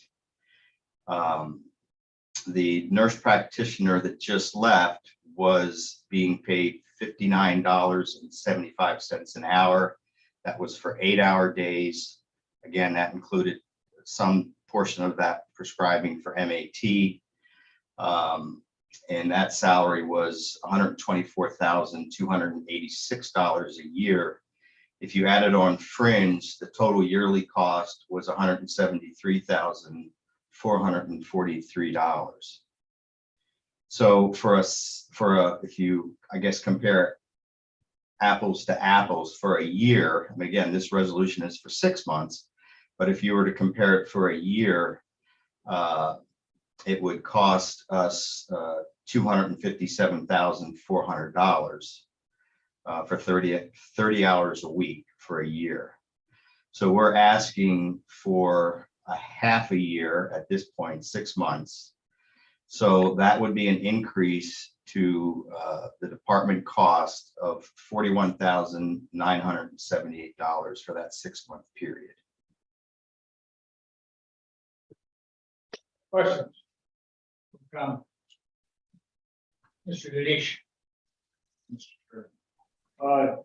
Jay, in regards to, I want to go to the fourth whereas. At the end of the fourth whereas, until such time as permanent staffing can be pursued and secured. With what we're currently paying, how realistic do you think it's going to be that we're actually going to be able to fill that position within 6 months? Well, I mean, that's difficult to say. I know there's other community partners that are also looking for additional prescribers. Right now, I mean, this is a management confidential position, so it can be negotiated. Like, again, we were paying 124,000 and change a year. I know that there's, other community partners that are paying upwards to $150,000 to $170,000 a year. So it's difficult for me to say. We do have, our benefit package, which is attractive. But it's really hard to predict how long it will take. Mr. Snyder? Looking at the cost on this for a 6-month time period, I'm wondering if we have any options. It is quite a significant cost if you look at salary, if you look at the insurance, the benefits, it seems quite exorbitant. Do we have any options? Well, I mean, this has always been our stopgap. There are other director of community services that run county clinics. I know there are others that also are contracting for their prescribers. We did look at, the family counseling centers in Gloversville.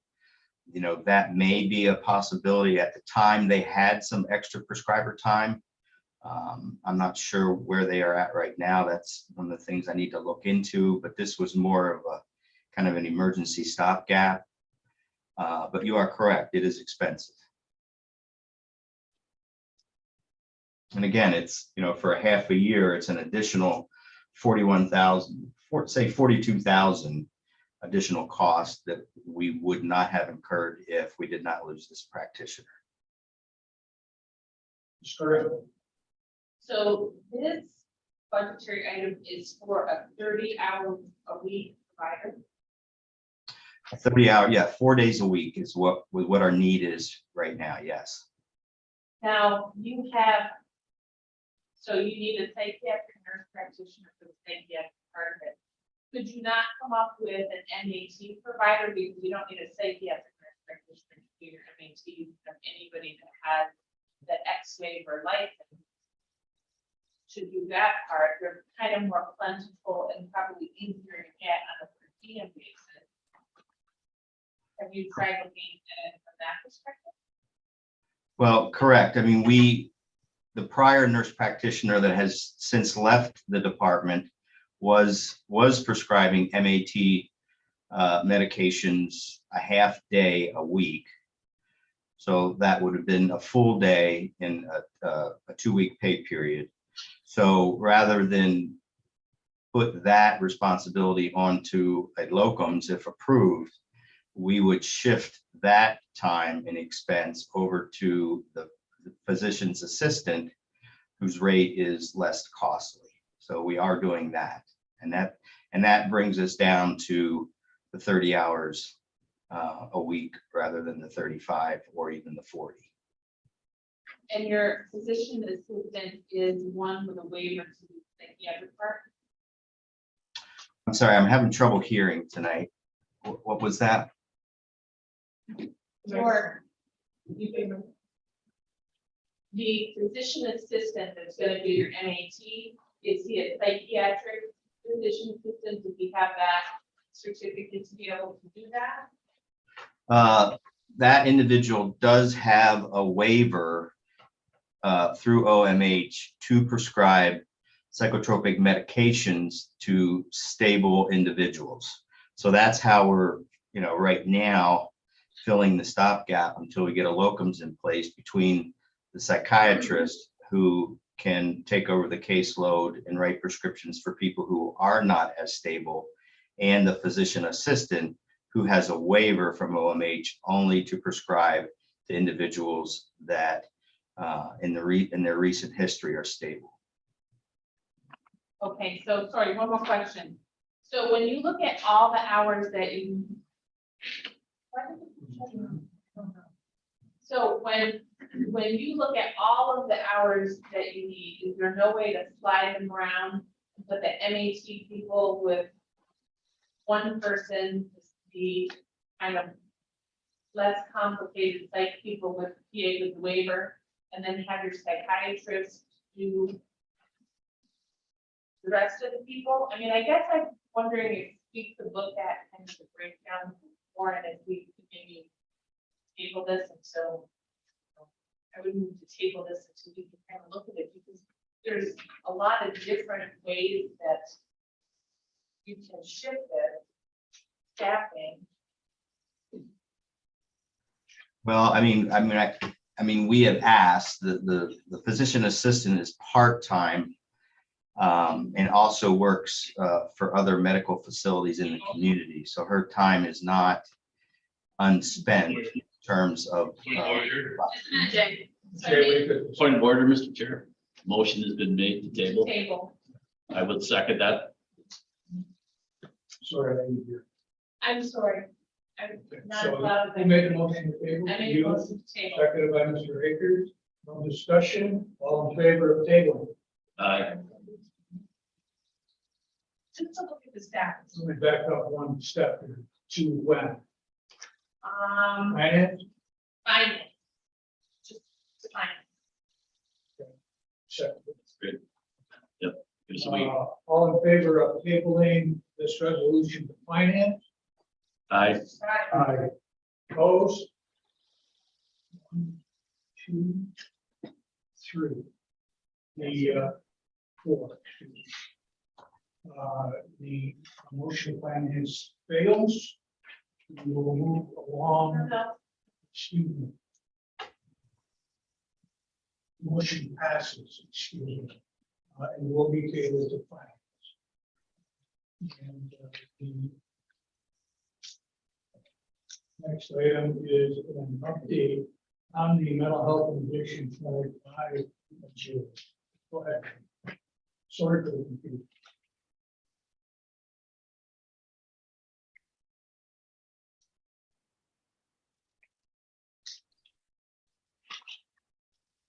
Jay, the floor is yours. Oh, okay. So that was tabled. Is that correct, Mr. Lightfoot? That's correct, to finance. Okay. All right. So next is the update for the community services clinics for June of 2022. The no-show rates for, at least for the addictions side of the clinics, went down 1.2%. Which is fairly significant because it reflects somewhat in the increased numbers for this month as compared to prior months. We're at, in terms of clinic counselor visits average, we're at 5.5 this month, whereas last month we were at 4.8. Overall, all clinic averages were at 5.89. Last month we were at 5.7. In terms of weighted face-to-face visits, this month was 67.7 for the addiction side. Last month it was 57.7. In April it was 64.7. On the mental health face-to-face, we're at 2.4, which again is kind of the standard that we set, 72%. It's down a little bit from May, which was 74.6. The prescriber visits per 7 hours, they were up for all 3 prescribers. They were up, excuse me, for the month 10.3 last month was 7.5 for the first prescriber. The second prescriber was 10.72. Last month was 10.5. Previous month was 9.4. And the last prescriber is up to 9 from 8.1. In terms of the wait list, last month we had 7 on the addiction services side. We currently have 15. They do have appointments, but again, they're not within the 5 days that Oasis has set. In mental health, we were at 0 last month. And I believe actually by the time the report, at the time the report was written, it was 0. By the time we had the committee meeting, it was 2. But this month it's 9. So we're up actually 7 on the mental health side. Services for the month of March went up slightly. We're at Yeah, I have a question. Jay, when we say that there's 15 people on the wait list, is that 15 people who called and asked for an appointment and can't be seen that day, or does your department use a different definition? Well, on the mental health side, those individuals have filled out an application, probably not only with us, but with other community providers, and are on the wait list. So it's not like they're not being able to be scheduled right away. They are waiting. But they are triaged in terms of any acute symptoms or illnesses that would need more immediate attention.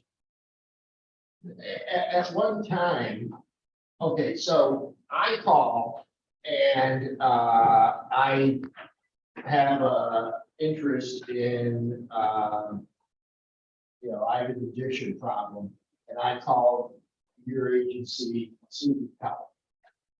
What happens? On the addiction side, Mr. Reagan? Yeah, first let's start with the addiction side.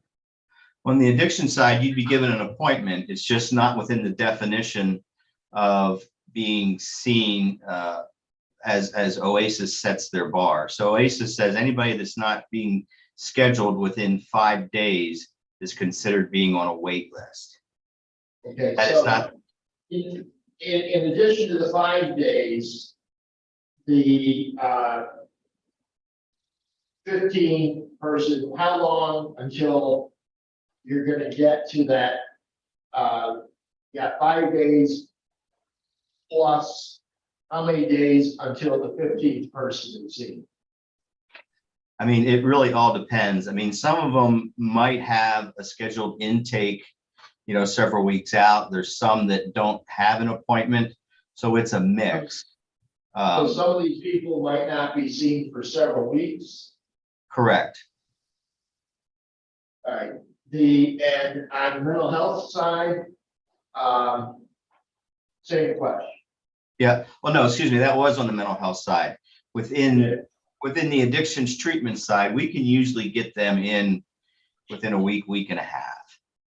It's a little further out on the mental health side. All right, Jay, as you know, I've been bringing up questions concerning the wait list since I first got on board 3.5 years ago. The idea that when people call in and are seeking help, the idea that they may not be seen by anyone for several weeks or a couple of weeks just doesn't sit well with me. It really bothers me a lot. And since we have several agencies in the county that have similar services. And I brought this up in the past. Yeah. About reaching out to those agencies to see these people. I really think, Mr. Chairman, I'd like to make a resolution in which asking that in the future, when someone calls and asks for help, that if that person cannot get help on that specific day, that an appointment be made with someone who can help them. And whoever can help them first, that's the agency that they need to meet. We talked about access to care, and we talked about getting people the help they need, and we're not doing it. And we consistently are not doing it. And Let's get the resolution on the floor. okay, so that's my resolution. So, seconded by Mr. Forsythe. And the resolution is that if a person in need, either mental health or yes. That if they could not be provided with an appointment on that day, that it would be the board and the order to public, member services, that we make arrangements with or put them in touch with someone from one of the other providers in the county. That's correct. That's correct. And it's second. Ms. Harris. Thank you. What about the idea of adding staff, community services? I mean, I know that having worked in the schools, I understand how difficult it is getting an appointment. And I'm speaking mostly about younger people, children, maybe not addictions. I'm not sure that it's feasible to get an appointment for that same day with anybody in the county. So I would say to the board, why don't we give Jay more people to provide this service? We're here to function as government that provides services to our constituents. I don't think that would be too much of an ask. You want to know? Mr. Schletter? I'd like to get some feedback about the practicality of this resolution. Follow up, I see how practical it is. Can we do this? Is it workable? What's the viability of this actually being possible from Jay or who? No. Lead to meet our responsibilities.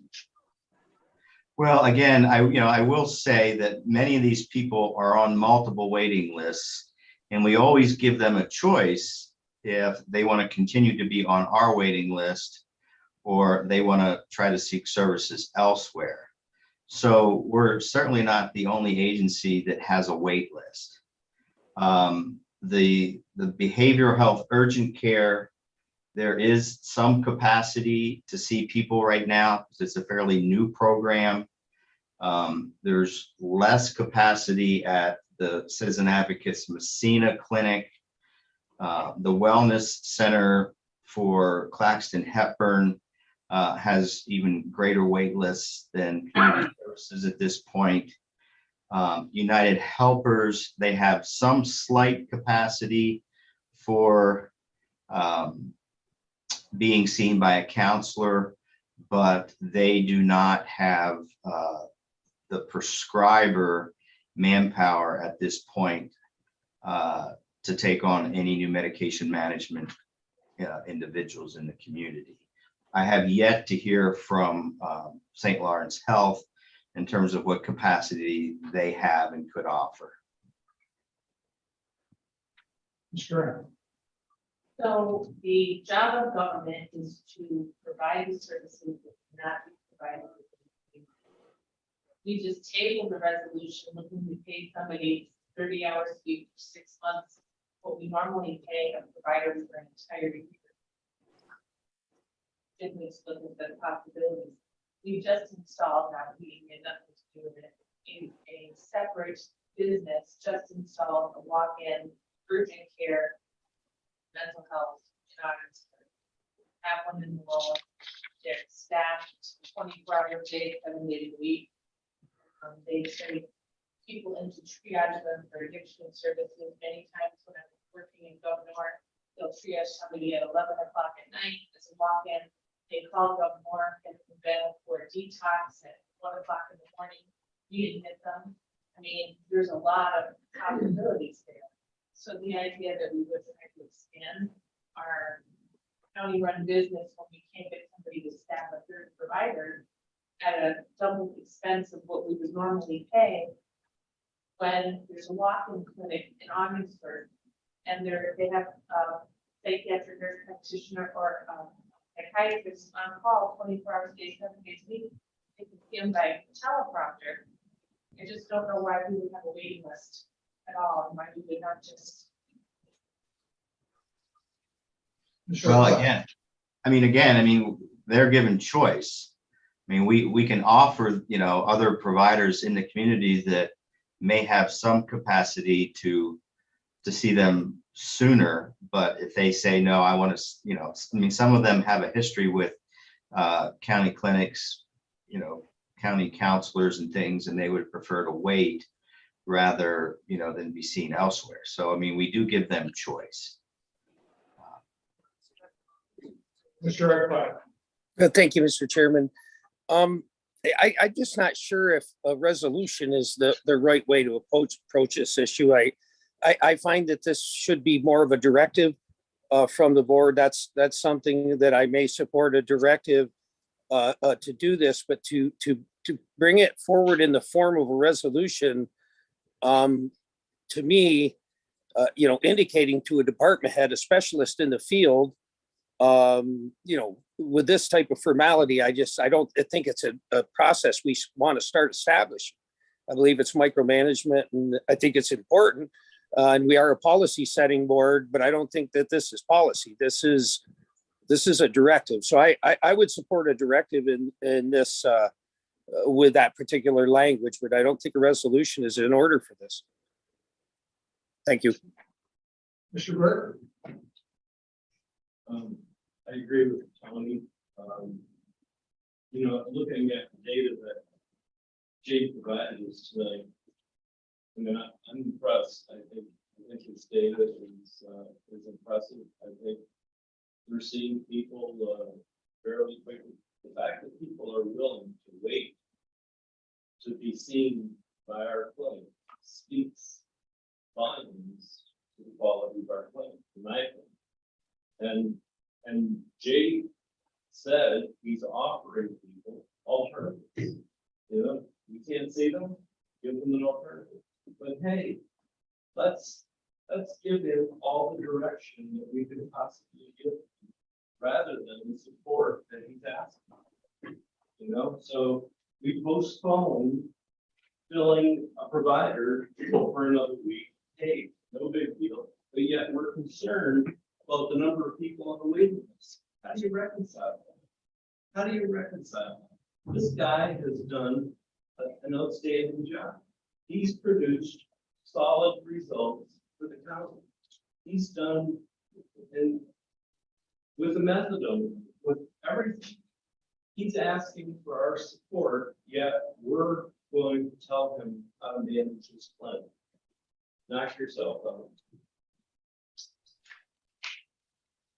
Mr. Forsythe. Thank you. I don't think that Jay was asking us for anything. I think he was giving us the stats on this, and I know Jim's brought this up several times over the last year. I know several. we talk about gun safety, we talk about school shootings. And it all goes back now. Almost every time I talk about parentless kids or anything like that, it goes back to mental health. So if someone's in crisis mode and we're providing this service and we can't get, I think it's our obligation to do call the system to either have it roll over to someone that can hopefully see them that day or schedule someone. That, to me, that's the crisis. So if doing it via directive is a good way, fine, but I know that every time I see that in mental health, especially today, we gotta do something. So whatever we can do to encourage somebody to get in the day they need it, and I know Kevin in the past has said if someone wants to give up addiction today, and they're ready to sign up, and they gotta wait a week, things change. So that's our obligation, in my opinion. So that whatever directive we need to do to get that to happen is what we should do. And I applaud Jay as well. Jay's done a great job. So, but we're still leaving people behind. Mr. Sheriff. I'm going to support Jim's idea, his resolution. I didn't hear Jay say it wouldn't work. I heard Jay say, you know, some of the reasons why it may not work the way we hope it to. Well, why not give it a try? Nothing ventured, nothing gained. Let's open it up to the other providers and see what happens. And if it doesn't work out, then we'll go with what maybe Margaret has suggested by hiring more people if we think that's the answer. But I don't think it's going to be changing a huge format of how we operate that office by just opening it up to some other providers on a day that they're just too busy to handle. I'm going to support the resolution. Go ahead, Jay. So, I mean, I will say that, I mean, there are other counties that are in quite a bit worse shape, you know, because of workforce shortages. I was talking to OMH today, and there was one in Onondaga County that basically they just can't hire the staff, the clinical staff, in order to support their operations. So they're dissolving that clinic. So, I mean, this is a statewide issue. You know, since 2017, since I became the director, I mean, we have certainly allowed a proliferation of different providers to either come into the county or expand existing services. So it could be worse. I mean, there was some groundwork that was done. Certainly COVID was unforeseen, and some of the other workforce shortages years ago wasn't as severe as it is now. But I mean, Governor Hospital now has an Article 31 and an Article 32. Citizen advocates came into the county in Messina with an integrated clinic. And then they also have the urgent care. You have United Helpers that expanded a clinic into the Canton area. So, I mean, I think, I guess I'm saying it could be a lot worse. I'm not saying it's ideal, but I think, and I can probably get, some information from the Conference of Local Mental Hygienes in terms of our situation compared to other county DCSs and trying to, to fill the gaps and to make sure that people are getting the services that they need. But I know, I mean, it looks bad, but it's worse other areas. I do know that. For anyone that has any questions or offer a comment, Mr. Ganeshan, anyone else besides Mr. Ganeshan that has spoken? Okay, very good. Cool. Yeah. To the return. Thank you. Jay, what in regards to folks that come to us seeking treatment, And we're unable to give, put them on a waiting list, we're unable to get them for, a couple days, weeks, whatever. They said, well, we want to wait, we don't want to go somewhere else. What is our, in the event that they, something happens, that they do something, when they're in a bad mental state, and they do something, that perhaps we could have addressed had we seen them. What is the extent of our liability? Well, we are only responsible for the patients that we've seen and have admitted to services. We're not necessarily responsible in, I guess, in terms of, I use the word like incident review committee. We do not have to put someone that is on the waiting list through the scrutiny of that situation, through the scrutiny of the incident review committee, because until they're officially assessed and determined to be in need of services, meet the criteria for admission, we do not have,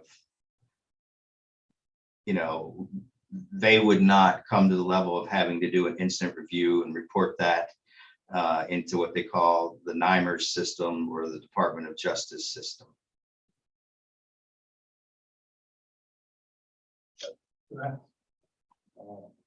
Follow up, it's actually going in a bit of a different direction. But when we have, and this goes back to a topic that's been obviously upfront today, is gun safety.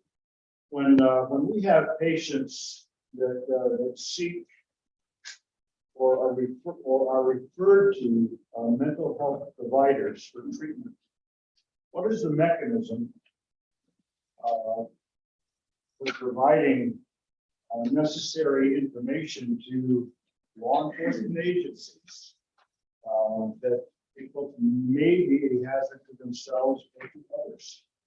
Or is there a mechanism? I wasn't able to hear. What is the mechanism for us to do what? I'm sorry. We have a patient that seeks or referred to a mental health provider for treatment.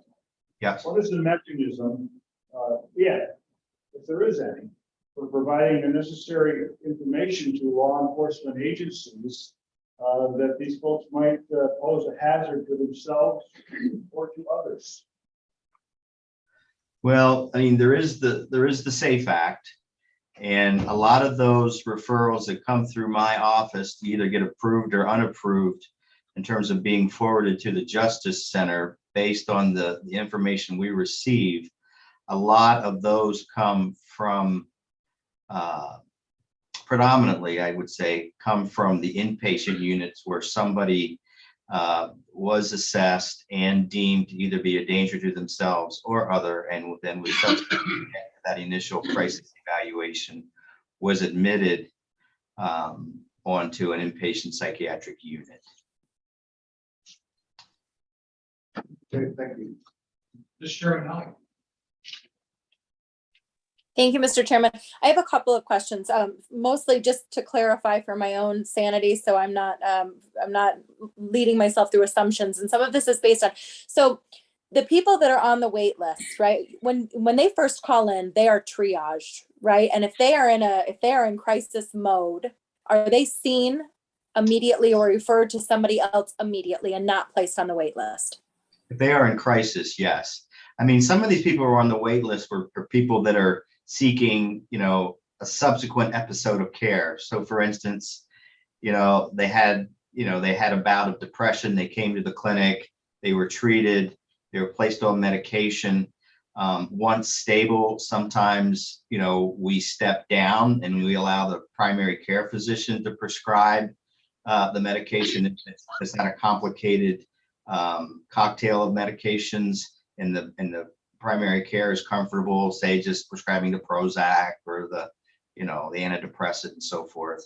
We also then have seriously mentally ill individuals that are more chronic, and typically they don't have episodic episodes of care. I mean, they're usually, once they're on our caseload, we continue to follow them sometimes throughout the lifespan, depending on, their diagnosis. And again, they're wanting to continue with services. I mean, they do have choice. I mean, certainly we have individuals that are seriously mentally ill, could be schizoaffectives, schizophrenic, bipolars, that do drop out of clinic services. And then at some point, may come back to our attention, but, unless they're a danger to themselves at that point, at the time that they choose not to continue with services, we don't have any recourse. They do have choice.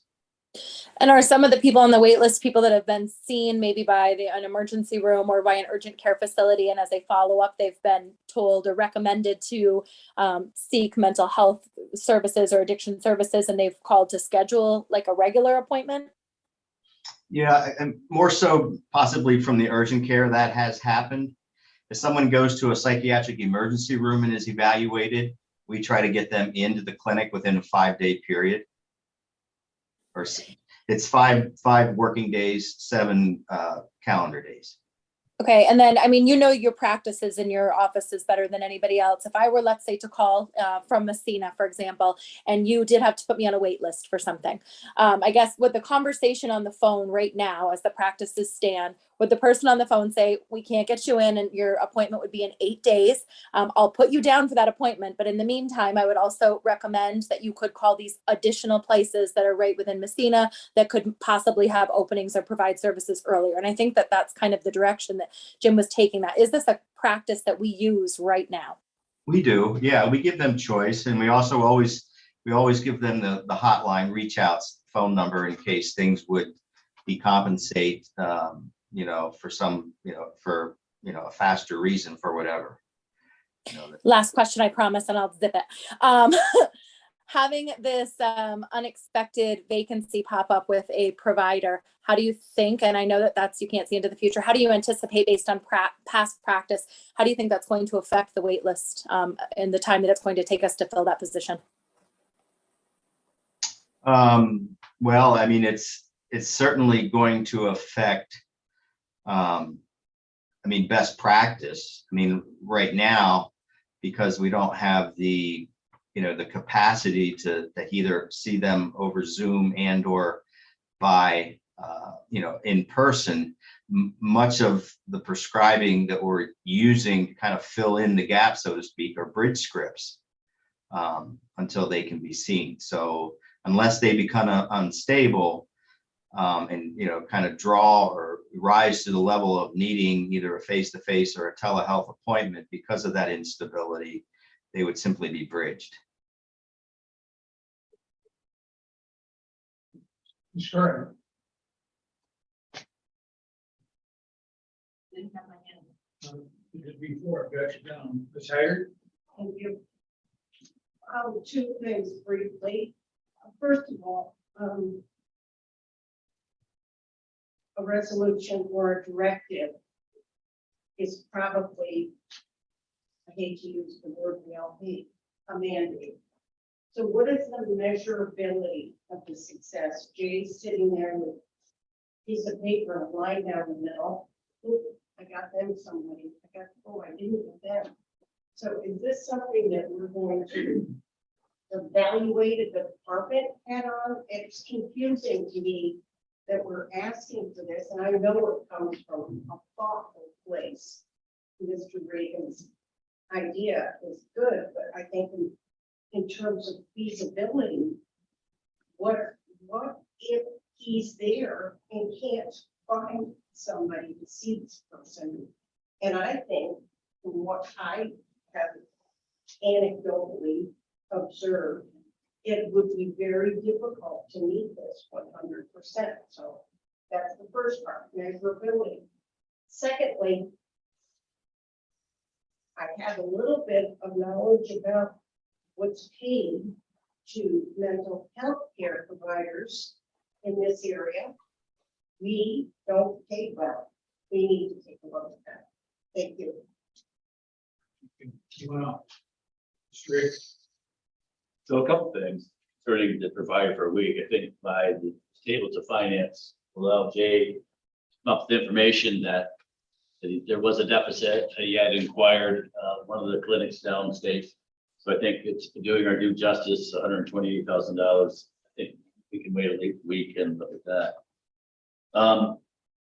Jay, how many mental health services clinics are there in St. Lawrence County right now? How many agencies? I mean, there's. Check it out, Article 31. Yeah. Mr. Agree? Yes. Okay, Article 31. Judy. Okay. St. Lawrence Psychiatric Center has 3. Citizen Advocates has 2, if you include the behavioral health urgent care. United Helpers has 2. And then St. Lawrence Health has 1 Article 31, but then they also operate an Article 28 out of Canton Potsdam Hospital. That's Dr. Assar. So they do not fall under the OMH regulations, but they do provide mental health services. And Jay, could you tell the board what the Article 28 represents? The Article 20. Yeah, and I also left out Claxton Hepburn also has an Article 31. But in Article 28, I believe it's basically a hospital-based mental health clinic. So it's not regulated by OMH. There is a threshold, and I believe it's 500 patients. So if and I think River Hospital converted from an Article 28 to an Article 31 because they were approaching the threshold of the number of clients that they were seeing that would then meet the need for them to convert from an Article 28 to an Article 31 clinic. So an Article 28 clinic, they don't get the same, they call it ambulatory patient groups. They don't get the APG rate that we get from Medicaid and Medicaid managed care. So it's not as high a rate, but the service, and I'm not saying it's not as comprehensive, but it's not as regulated. Okay, so we have 9 clinics plus the county and then the 2 Article 28s for mental health. What about addiction clinics? Who's offering addiction services in St. Lawrence County? Well, you have St. Joe's that run a clinic in Article 32 in Messina. You have Citizen Advocates. Both of their current operations, their programs are what they call integrated services. So they can provide services to both addictions treatment and mental health treatment. And then you have Canton Potsdam Hospital has an Article 31 clinic. Governor Hospital, 32 clinic. Governor has an Article 32 clinic. And of course, we operate 2 main clinics and 2 satellites. So it looks like besides ourselves, there's 5 clinics for addiction services. So in light of Citizens Advocates expanding, are they paying better or than the county that they're being able to expand and open up clinics? Are they operating more efficiently, or what's happening there? Can you tell us that? I mean, it seems great that there's a clinic in Ogdensburg that's open 24/7, while the county is not. Yeah, I mean, for a mental health clinician, you know, they're probably paying about $4,000 to $5,000 more a year. They also give sign-on bonuses anywhere from $2,500 to $5,000 sign-on bonus. And they also, when they're part of their, I guess, pitch would be that you don't ever have to come to clinic, you can work from home. So there's no travel costs, there's no mileage, there's no gas prices for those clinicians. They work out of their home. I mean, there might be some occasions where they would come into the office to, you know, to make copies and, you know, do some printing and things like that. But for the most part, they are providing remote services from their home. So that's Are they taxpayer supported by any way by St. Lawrence County residents? They are not, no. They do not receive state aid. They are not a downstream provider and do not receive state aid in this county. It's my understanding that they still are receiving some state aid in Franklin County. Okay. All right, well, I think, Mr. Reagan's resolution is, and we see this on our monthly reports, about the waiting list. And I think he's frustrated, as we all are. We want to help people. And I think this resolution is an aggressive effort to have us actually steer those individuals to one of these 9 clinics for mental health, or even 2 Article 28s for extreme hospital-based mental health. And we've got 2, 4, 5 actually addiction services. I will support Mr. Reagan's resolution. There's no taxpayers' monies involved in this also. And we can't, we aren't competitive. So support the resolution. Mr. Ray. Thank you, Mr. Chair. Jay, when are we expecting to open the new clinic to treat opioid addiction? We opened that this morning. And, I just want to make this one. I believe that this new program that county is offering is a program that will help relieve a lot of the pressure on all of the agencies. From the very beginning of the discussion about opioid addiction, when I came on this board, the discussion was, and I'm sure still is around the county, that we had a serious epidemic in this town.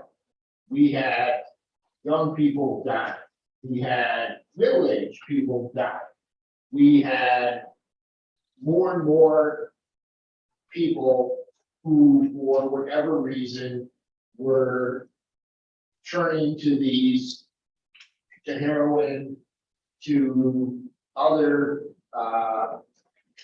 frightening drugs, and were getting addicted, and it was destroying their lives, it was destroying their families, and it was creating havoc throughout our entire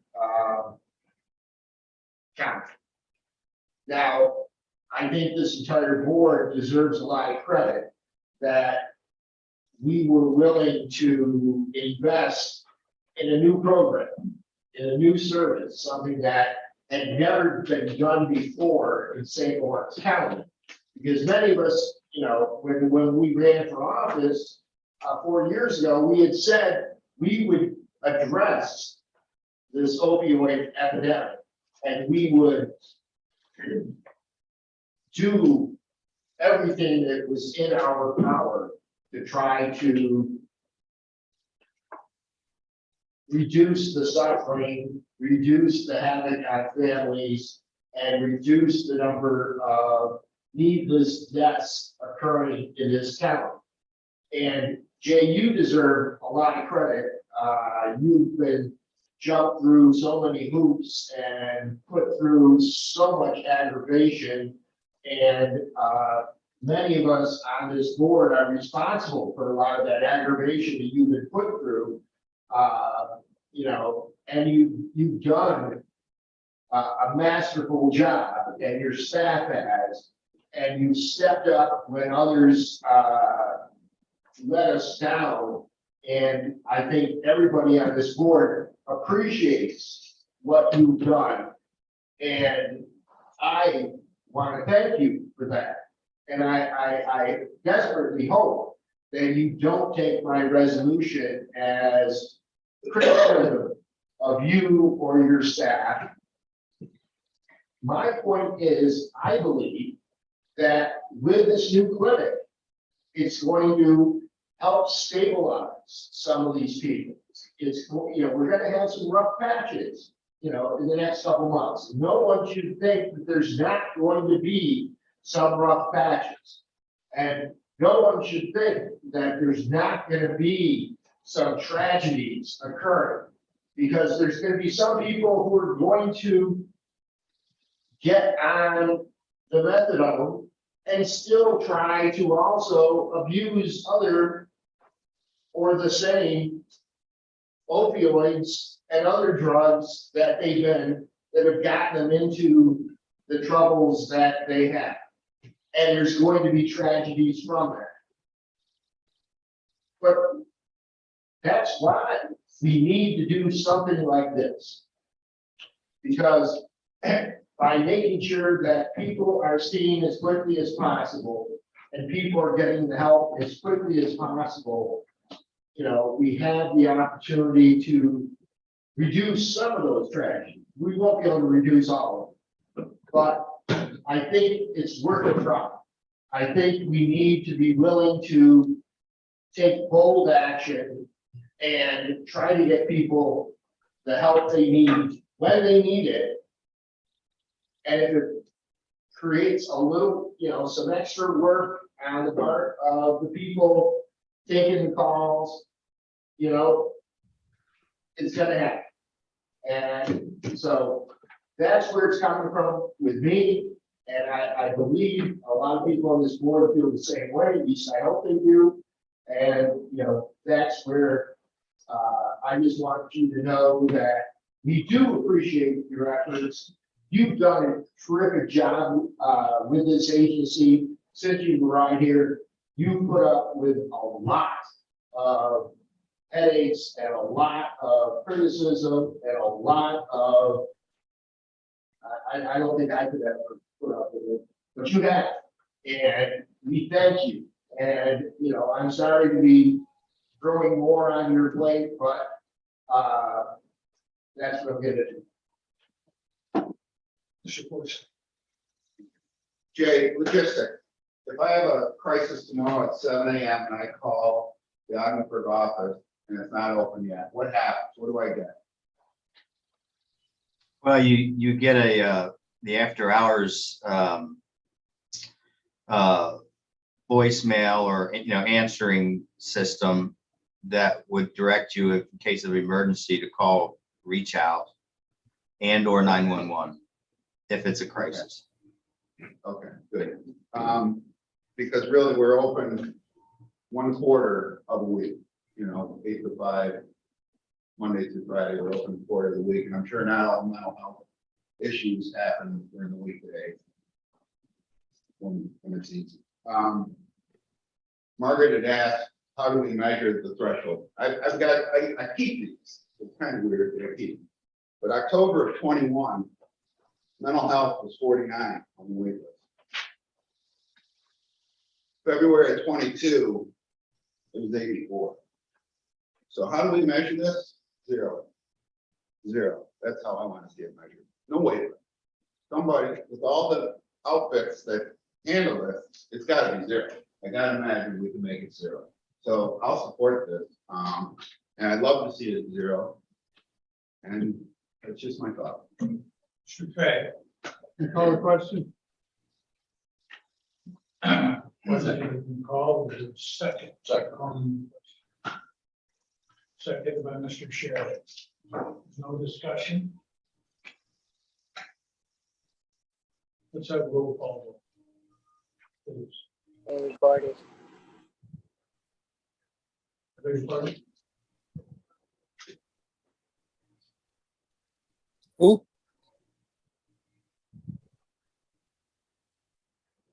Reagan, Yes. Forsythe, Yeah. Lightfoot, Yes. Sheridan, Yes. Smithers, No. Tanisha. Yes. Perkins, Yes. Akers. Yes. Bay, Yes. Haggard. No. Yaco, No, or Please call in the question and whether we discuss it. It's end debate. It's end debate. Yes. Barquette, No. Terminelli, No. Curran. yeah,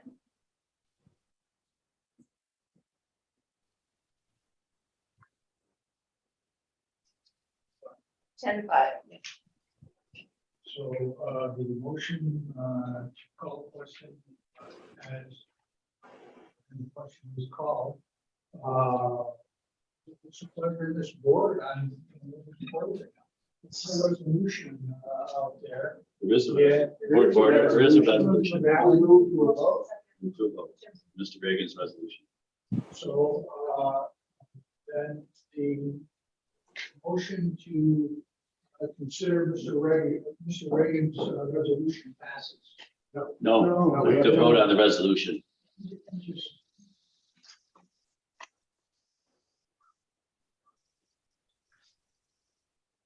So that's the next question is the resolution offered by Mr. Reagan.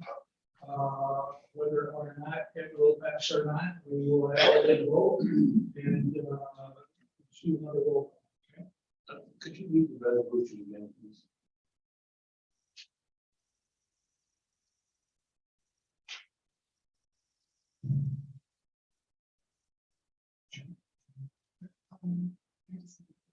That Mr. Reagan read the resolution that if someone calls for help, you can provide it with an appointment that day.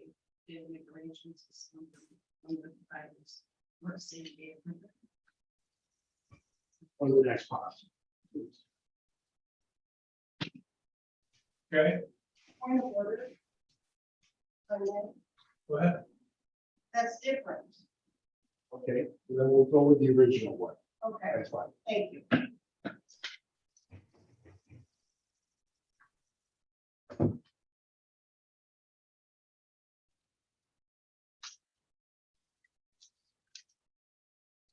Forsythe? Yeah. Lightfoot? Yes. Sheridan? Yeah. Smithers? No. Denisha? Yes. Perkins? Yes. Akers? Yes. Fay? Yes. Haggard? No. Yaco? No. Burke? No. Arquette? No, Honey? No, Curran? Yes. Reagan? Yes, 6 no, and yes. The resolution passes. Mr. Lightfoot, Yes, sir. so can you clarify, the resolution states that there is to be no waiting list? Is that correct? No, it doesn't state that at all. What it states is that if we get a request for someone that needs mental health or substance abuse counseling, and we are unable to provide that on that day, that we will make an appointment with or steer those people that have asked for the service to another provider within St. Lawrence County. Okay, thank you. Ms. Hager, Clarification. My understanding of that resolution was that they had to have an appointment for that day, not a steering. Am I incorrect? I think that's exactly what I just said, is that if the St. Lawrence County clinics cannot provide an appointment on that day, that then the community services folks would attempt to make an appointment with or get these people seen by another service provider located in St. Lawrence County. Yes. Thank Is that correct? yeah, or as soon as possible. I mean, I think the point is, if we can't see them today, and no one else can see them today, then we see what happens tomorrow until we get them seen. Well, here's my feeling. We've got a 24/7 clinic. In August, it seems like that would be the logical thing to do, is avail ourselves of that and send those people back. All you gotta do is watch TV. here. order. Should we have not clarified this on the resolution prior to voting? Yeah, I beg your pardon? Just That- point that of is order, the should we have not clarified this in the resolution before we voted on it? It was clear to me that We did? the resolution was read in public. Mr. Lynn. You say what? I would have, the way Mr. Reagan is describing it now is that an appointment that day or as soon as possible, I might likely have voted for the resolution. And I agree with you that that was not in the resolution. And I read what was in the resolution, and the resolution said on that day. That's the way the resolution reads. Okay, Okay, all right. fine. And that's the resolution that we just voted on. All right, so, if you want to amend it sometime down the road, that would be up to you. But, that's where we are. It's passed. We're gonna move on to, You still have some more. here. wait, pardon me? We had a little more there as well. Presentation. Yes. Jay, you want to continue with the presentation if you're able? And let me just say here, there's not anybody in this room that doesn't want what's best for these people that are in need. And I think the last thing we need to see up here is somebody that did not get the attention that they need at the time that they need it, and have something like we're watching on TV here on a regular basis show up. And it isn't just, the big cities. If you take a look at the one today, it's a medium-sized place, and it can happen anywhere. And that's the last thing that I want to see, and I'm sure the last thing that anybody here wants to see. And trace that back to, we didn't provide what this person was reaching out for. And given the number of people that we're able to see a day, given the number of Article 31s and 20 and 32 that are out there today, it seems to me that we ought to be able to accomplish what we've asked to do in this resolution. And that is see people when they make that initial contact, get them in somewhere. And then if it needs to be postponed because it doesn't appear to be an emergent situation, then, that's a whole other ball of wax. So, anyway, go ahead, Jay. Yeah, I mean, I don't know if there's any other questions on the community services update or. Any other? Mr. Burke had one. Jay, as we move forward, make arrangements, everything is contingent on the client's choice. Is that accurate? It's both client choice, but it's also capacity for the other programs. I mean, there's still, in my opinion, there's still a need for increased capacity, in spite of the number of expansion clinics that have been set up in the county since 2017. It's hard to keep up with demand. But if I could, Jay, we can't go ahead and make an appointment without the patient's permission. Is that accurate? Say that again. I'm having trouble hearing you.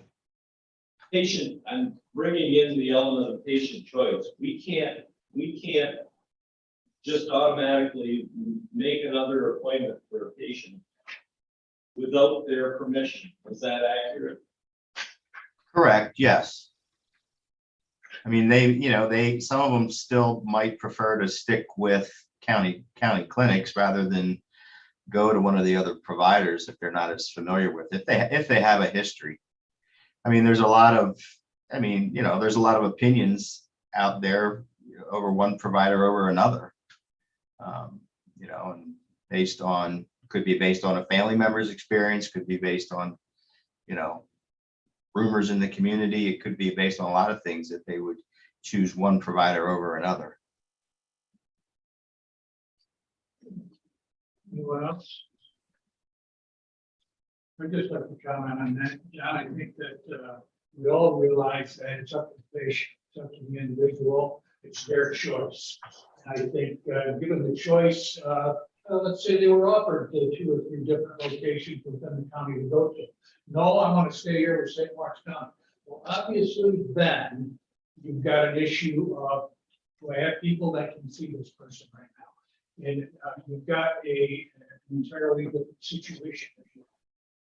So I think that there's probably going to be adaptations to this. And I just think there'll be some adaptation. I mean, I will say this, we are losing a clinician at the end of this week who has a caseload of approximately 90 individuals. And we do not have the capacity to absorb them into our current caseload. So that's going to be a lot of, I guess, finagling to try to get them, you know, the help that they need, you know, in addition to then struggling with prescriber care. So in terms of county clinics, it's probably going to get a little worse before it gets better. And that's all contingent on being able to hire the people we need to hire in order to meet the need of the individuals that are seeking specifically, you know, county clinic treatment. You got anybody lined up for that position? We've had several open positions since the first of the year and haven't been able to fill them. So what happens when you're not able to fill that position and you've got 90 people that need to be treated? Well, again, it's much like, you know, a waiting list. We have to triage that caseload, take the higher risk, the higher, you know, the people that aren't as stable, and try to reach out and find a provider that's willing to give them an appointment. You know, if in fact they have the wherewithal in terms of transportation to get to another area besides Canton.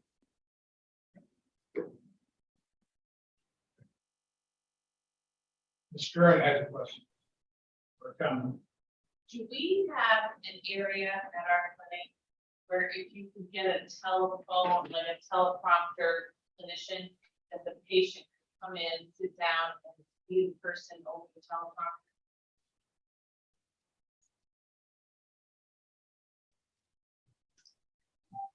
We do both. I'm not sure I heard the question, but we do both telephonic and telehealth. Telephonic being over the phone, and telehealth over two-way communication, you know, visual, audio and visual. And we also then offer in-person appointments if they prefer that as well. So if you could find a per diem provider that wanted to work from their home, would they be allowed to do that on a per diem basis to help you out? And then you have the client into the office and be seen there. I mean, I guess that's what I'm asking. You might have better luck finding DM people that would work from home to help you through this versus losing, having to turn people over to new providers altogether. And as a matter of fact, that's what would be happening with this table resolution, is that local tenant would be doing this remote. Spring, go ahead, Hannah. Yes, I did. I've changed my mind. Thank you, Mr. Chair. That wouldn't apply to the counseling side, the case I was talking about. That wouldn't apply to that. Yeah, that's what I'm asking. Anything further, Jay, other than the resolution? No, I mean, I have some numbers that Mr. Perkins asked for in terms of the breakdown of the paid services, if we want to move into that. We would like to see, to hear that, yes. That would be good. I wasn't gonna ask you that and try to get on any longer tonight, but thank you. So we did, so I guess what I'll say, I mean, this is fairly complicated and it took quite a bit of work to kind of, you know, figure out where we were at. But I used, since it was last month, the last pay period, or the last month in question was January on the paid versus billed percentages. So we took January of this year and we looked at that. So when we give these numbers of what we billed out and what we've received in payment, the ones that we billed out, I mean, that is fairly static, you know, because we try to bill as soon as, you know, very shortly after providing the service. But in terms of what we receive in terms of paid percentages, that's more of a dynamic number and figure. So since we did that report last month, we looked at January, and there was an outstanding amount. And this is based on, and I'm just covering kind of self-pay, that we had a total of 30 services for that month that were self-pay. And the total amount that was billed was $4,850. At the time that we did that report last month, that included January, we had only received $143. So since that time, and that was really only 2 of them paid. Since that time, 18 of those services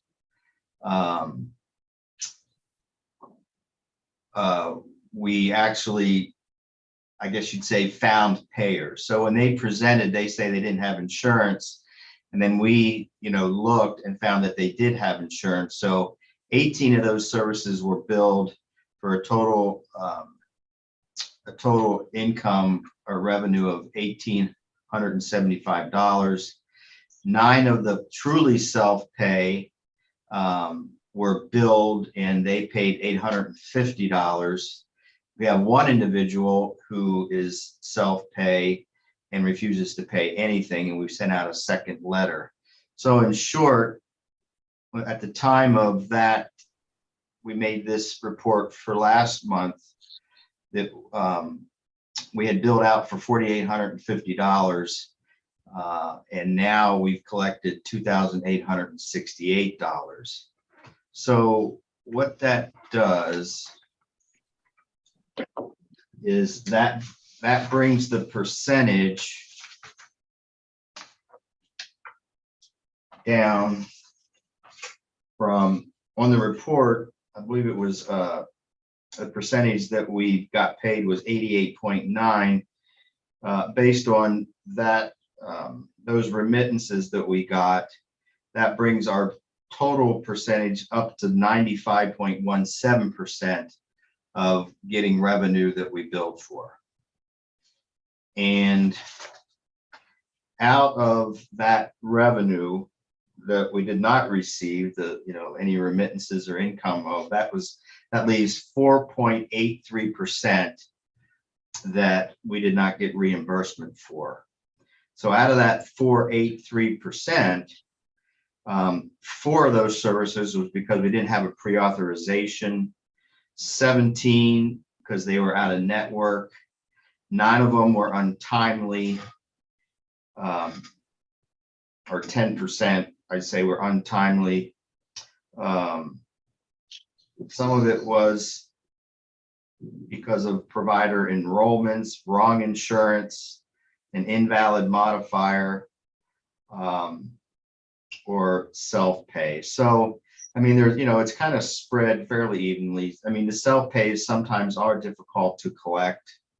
Of that 4.83%, 35% of that number was because of self-pays not paying And not just self-pay, it also could be copay. But I guess, I don't know if that answers your question, Mr. Perkins, but I mean, it's kind of a very dynamic process. Just, you know, what we print for January in the report doesn't necessarily mean that's the way it's going to be several months later as we continue to work denials, as we continue to go after self-pays, as we continue to go to collections and things like that. Well, thank you, Jay. I guess the breakdown of the self-pay was informative. The untimeliness and the pre-authorizations, that's something we can work on, but the self-pay I understand, and that clarifies a lot. Thank you. Okay, you're welcome. So the only other thing that I have is we did open the OTP this morning. We actually had a walk-in from out of state show up at 7 o'clock in the morning. So that was our first dosed patients. This is considered a soft opening because the OTP is a separate program reporting unit. So we have to, even though they're already being seen by one of the other clinics, that being Ogdensburg or Canton regular clinics, we have to go through the whole admission process in order to get them into the OTP clinic. So that's we're going to have to redo the assessments for all the individuals that we admit to the OTP clinic. And it does sound a little redundant because we already have assessments, but that's the regulations. So when I say soft opening, is we're going to build our caseload based on our capacity to do these initial assessments and then get them admitted into the OTP and then subsequently get them dosed. The people who are coming off the street that are using street drugs such as heroin and fentanyl, they take priority over individuals that are already being seen at one of the other clinics that are already being prescribed Suboxone. So we have a possibility of about a startup getting 55 patients in the door. And then there's also MAS, which is Medicaid Transportation System as it stands right now, is also taking some of these patients to, or has been taking some of these patients either to Watertown or Syracuse, that being Helio or Credo, and Oasis. And they were saying, we're going to stop doing that, providing that transportation. The Medicaid service provider, we're going to stop providing that because now there is OTP that's in closer proximity to where these individuals live.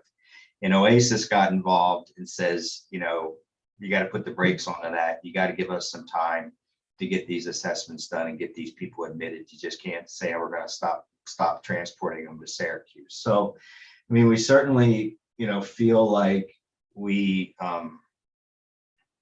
you know, we're going to have an adequate number of patients. I don't think there's going to be any shortage in the numbers for this program. We did submit a competitive grant and got accepted for another SAP block grant for $250,000 to continue to help us offset county costs to integrate the OTP clinic. You know, one of the things that we badly need is a generator system for backup. We had a power outage this weekend when we actually had medication in the safe, had both Suboxone and methadone in the safe. So I don't know, I believe it was Saturday mid-afternoon or so, the alarm went off, you know, got notified of that. You know, it ended up being two things. It ended up being a power outage, but then also I think someone went out, one of the maintenance and grounds went out one of the wrong doors that was triggered with the alarm. So, but you know, it is important that we do have a generator backup system. I know, you know, I think the county as a whole is possibly looking to maybe get a generator system for the Human Services Center, but if not, you know, we do now have at least $90,000 to at least cover the clinic, so we don't continue to have this experience. And then, you know, obviously we're using it for other things. We're going to use that to augment salaries. We're going to use it to buy a backup pump. Actually, we used the pump for the first time today. Then after they were cleaning it, the pump malfunctioned. So now we're either going to have them overnight another pump while this one gets repaired, and or just we're not going to have that many people tomorrow to be dosed. So we'll probably just do the hand pump for now. But this grant money would allow us to also then have a backup pump as well. And they're about $8,000. So I just want to let you know that's coming down. But we did win that grant. We got awarded that $250,000. So. Questions?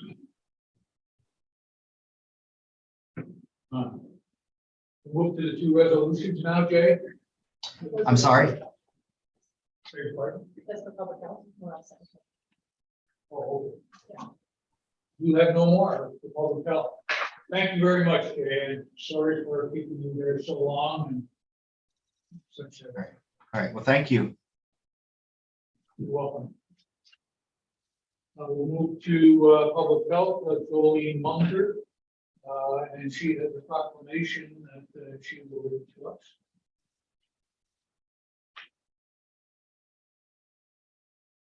Go ahead, Jolene. So my first resolution is proclaiming August as National Immunization Awareness Month. This will allow for us to do different immunization awareness throughout the campaign throughout the month of August. And it coincides with our back to school clinics with getting schools vaccinated before the start of the school year. Okay, and that was moved by Mr. Perkins and seconded by Mr. Venetian. Any questions? Seeing none, all in favor? Aye. Opposed? Carried. The second resolution is modifying the 2022 budget for the Public Health Department for the New York State Public Health for Fellowship Program. Moved by Ms. Stern, seconded by Mr. Perkins. Go ahead, Jolene. Thank you. So this will modify our budget for the fellowship program that was discussed at the previous services meeting. So we are looking to have 5 fellows that would be covered underneath this grant and along with their technology. The grant is a little bit different in that some of the fellows will be paid for out of our restricted line. So they will not actually come out of our budget. They will be hired directly through PCG, the Public Consulting Group, under our contract with DOH, not a contract with us. So they are not added positions to the county at this time. So the budget will just be modified to allow for some of our staffing costs and the technology needs associated with having the fellows. Any questions? Seeing none, all in favor? Aye. Opposed? Carried. Last resolution is modified the 2022 budget for the Public Health Department for overdose data to action rate. Moved by Stern, seconded by Mr. Sheridan. Go ahead, Jolene. This is our final year of, will be our final year of our overdose data to action grant. It will be for $72,000, similar to the previous 3 years. So this is the 4th year. Some of the items that we will be working on in the 4th year are going to be different trainings, including a harm reduction training at the correctional facility to help train staff with the new program that Community Services will be implementing there with Matt. We'll have overdose reversal kits again, fentanyl testing strips. We will continue our work on the overdose map, and we are going to be doing PSAs with local groups this year. Any questions? Seeing none, all in favor? Aye. Opposed? Carried. Jolene, thank you very much. Thank you. And we're going on to the Youth Bureau, Alexa Backus Chase. And the resolution for the Youth Bureau is accepting the Rally Pass for Legacy Fund Grant for the 2022 Youth Bureau Teen Suicide Prevention and Sextortion Campaign. Moved by Ms. Kern, seconded by Mr. Perkins and Mr. Denisha. Go ahead. That's it. Yeah, so the Riley Bassford Legacy Fund, along with the Northern New York Community Foundation, has awarded the Riley Bassford Legacy Grant to the Youth Bureau in the amount of $100.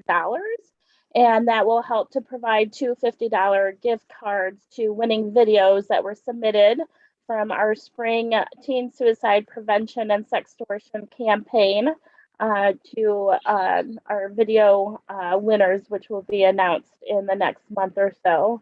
And so the mission behind the Riley Bassford Legacy Fund is to support youth in their pursuit of safe and meaningful experiences throughout their lives and in the community. So we want to offer a big thank you to the Riley Bassford Legacy Fund for allowing this to the Youth Bureau.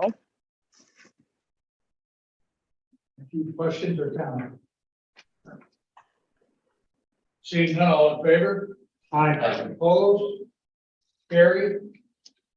Go to the vacancy committee, Ruth Will. So we have two vacancies on our services this evening. The first is with public health. I believe Jolene is still with us. Jolene, go ahead. Thank you. So we are asking to fill for our sanitarian position with an immediate fill. The sanitarian handles all of our calls. So we are a partial service county, but we do have this environmental health position. We are unique in the state in that aspect. So our sanitarian helps deal with private water, sewage, and nuisance calls. Questions or comments? Did you say, Ms. Hager, did you say question? questions or comments? Yes, Go ahead. thank you. Jolene, you've had a lot of vacancies in your department. What's the oldest vacancy right now, and how long has it been? Sorry, can you repeat that?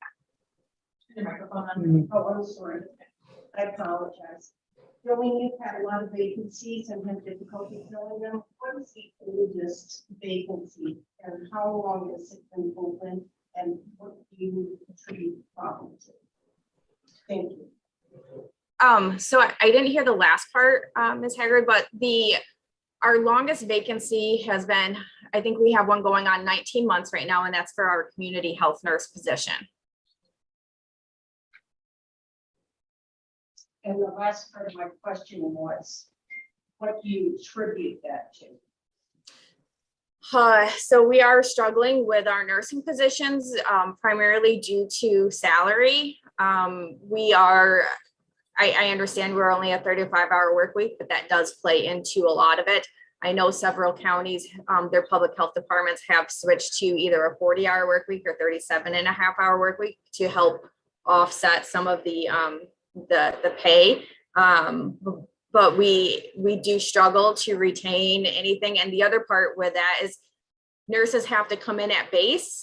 So the types of nurses that we would be interested in a Monday to Friday, 8 to 4 type job are more ones that are going to have more experience that don't want to be on a night shift anymore. But we can't take any years of experience into consideration when considering their salary. Thank you. What else? Mr. Burke. Why do nurses have permitted base? I didn't hear you. Why do nurses have permitted at base? That is it's a civil service or union requirement. Do I have anything to learn? I believe it's the same issue that the sheriff's department brought up for theirs as well. Docs, Department of Corrections, Civil Service, girls, they've been able to fill for years at different steps. And I guess I wonder why it's.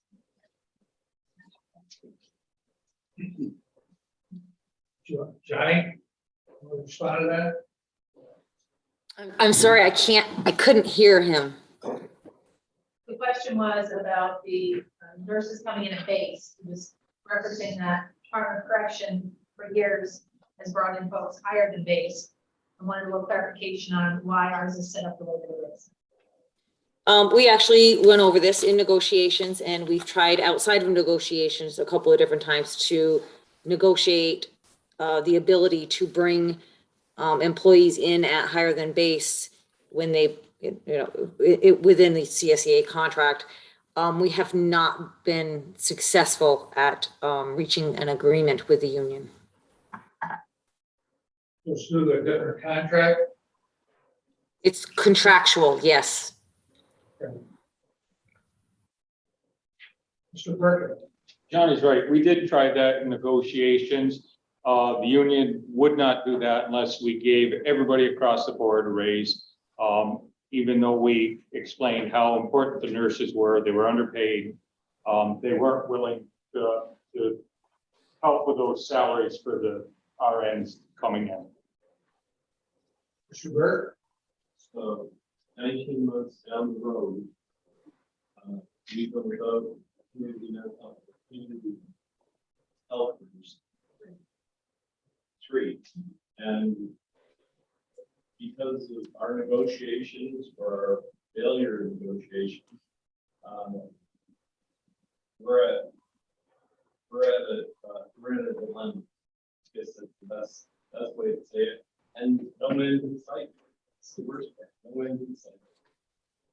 Well, bottom line is that St. Lawrence County pays nurse salary for nurses, RN, significantly less than what they can get either going at locum tenant tour or what they can get from the hospitals within the area.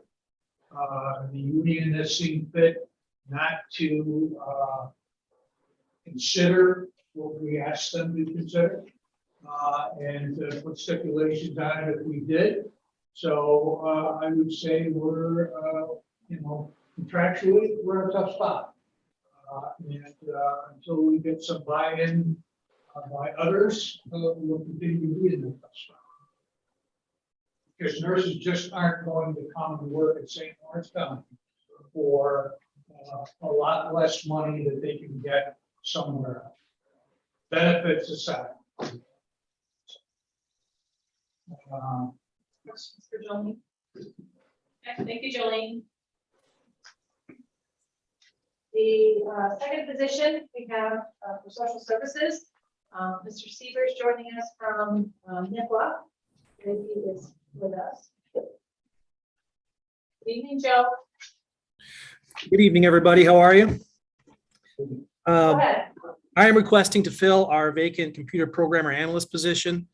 This position is responsible for coordinating both the county and the state side of our data systems, our benefit issuance systems, our welfare management system. We have a small staff of IT technicians who are now going to be supporting our main site, plus our satellite office in Ogdensburg and soon to be in Messina. So I am requesting to fill this position. Questions? Okay, thank you, Joe. Thank you, ma'am. Everybody have a good night. As well. Thank you, Joe. Okay, county administrator report. So just a couple of items for you this evening. On your desks, you all have prepared letters with your signature, if you so choose, for the request for letter of support for the multi-domain task force that Advocate Drum is putting forward. If you'd like to sign it, there is no pressure. Leave with me, leave with Rebecca, and we'll make sure that they are turned in tomorrow as the deadline is close of business tomorrow afternoon. Just to give you a little bit of information about the multi-domain task force, it is included in invitation. If you haven't got it, I'll add it to Google Drive.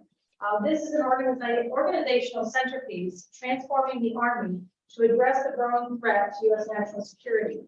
This would be located on Fort Drum, and it would potentially see one alternative as many as 3,000 additional soldiers, and an additional alternative would increase of 400 soldiers and civilians. So Fort Drum is roughly home to 15,000 soldiers and well prepared to add these additional 3,000 soldiers and their families. You may recall in 2019, as a representative of Advocate Drum, I traveled to Washington, D.C., where the designation of a Great American Defense Communities was bestowed upon the North Country. Certainly attributed to both the integration of Fort Drum with all three counties, but also the effort that Fort Drum puts forward.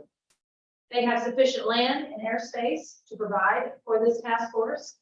Wheeler Sac Army Airfield is the longest military runway in the Northeast.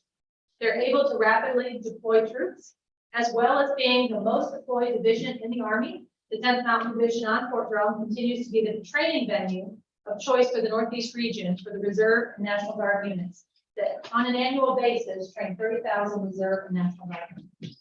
Certainly many things that make Fort Drum stand head and shoulders above other areas being considered. If you'd like, please sign those letters and provide them to us. We'll get those in for you tomorrow.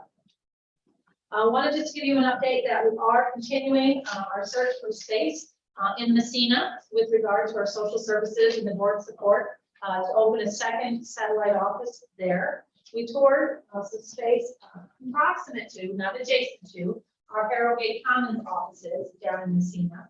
Legislator Terminelli accompanied us. We sent staff down last week to get a different perspective on the impact this may have on their work. And as a reminder, the staff, as you saw Commissioner Seeger this evening, they're traveling to NIPO this week. So we've moved some of the reporting we had intended for services so they can be in person. I'm hopeful we'll have a lease to bring forward for some space next month to bring to you. They'll also bring to you the monthly report. It's on Google Drive for June, so you can take a look at that and make note of your questions. But they'll also bring July and do a report on both. That brings us to also a year that now you've been receiving these reports. Certainly something that we want to celebrate the information. I believe that the legislature is better informed, but also continue to evolve what that information looks like. And we talked for several months about the eligibility side, which only sees one page of that monthly report. And we'd like to enhance that information coming your direction. So we'll be doing that as well as hearing more on the Bonadil report. We'll also hear a corrective action plan associated with those results. So our hope is to get that to you within the next couple of weeks. I'll make note and contact you when that's available. Also, I'll share with you, Commissioner Seeger has started to track the 3 metrics that the state measures. Those are the overdue cases, the safety assessments, and the over 15 for child protective services. He's been tracking those. I'll add that to Google Drive as well. And again, we can articulate that for you, the trend lines that he's been seeing and some efforts that they're making on that front. Also, you'd authorize the move to add additional staff in Ogdensburg. 7 more have moved in that direction and have been set up and working there. We were also able to, by occupying the full suite, we're able to give our commissioner or our director of services or our grade A supervisor a space that's not in the general, the common area associated with the suite. So now they have a place to work or meet with staff when they work in Ogdensburg. We're trying to make sure there's a supervisor on the ground there to assist the grade Bs, but also be available for police workers. Also want to just give you that grand total now is at 26 located in Ogdensburg. Unless there's questions for me, that's all I have for administrative report tonight. Any questions? Mr. Ray? So could you clarify again why we don't have the Bonadil report? The draft form is the only version that I have, and It's not on PDF or nothing that we could be looking at it? I'm talking about the report that 2 individuals came here and spoke Yes. about. I'm going to see if they can come back to answer questions once you have it. But that report is being finalized. I can check on if we can get it in soon. So they only had a draft form. Yes, and that's what they were working on. I don't anticipate great change to what they prepared in draft form, but I'm going to also request the requested chair Lightfoot that they come back and be able to get some more questions once the full board had an opportunity to review. So next week will be a full month. Okay, they reported at finance. They did. I think we should have that. Okay. Mr. Schnetters? Regarding the Bonadil report, I'm a little uninformed, I guess, about their comment seemed to be that it took a long time to close cases. And that was part of an issue with DSS. So I would like for myself some more information or explanation of what the difficulty seems to be occurring there in closing the cases, what's involved with that. If Mr. Seaberg sometime or yourself could explain that a little more. Because that seemed to be one of the issues that they pointed out, but didn't really explain. I'm happy to, and I believe he has already identified that and we've heard information, but he can speak more on the front end to why we got in the situation that we're in. That's correct. Excuse me. Ms. Haggard.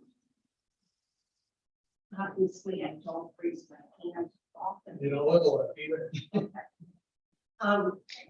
Okay, mark it down. I agree with Kevin. Yeah, we need that report. You can't ask them intelligent questions until we've had a chance to digest that report. So whatever you can do, I'd appreciate it. Any thought of when that might be available? Hopefully in 10 to 14 days. We've got a lot of time. But we're still finishing some interviews. Okay.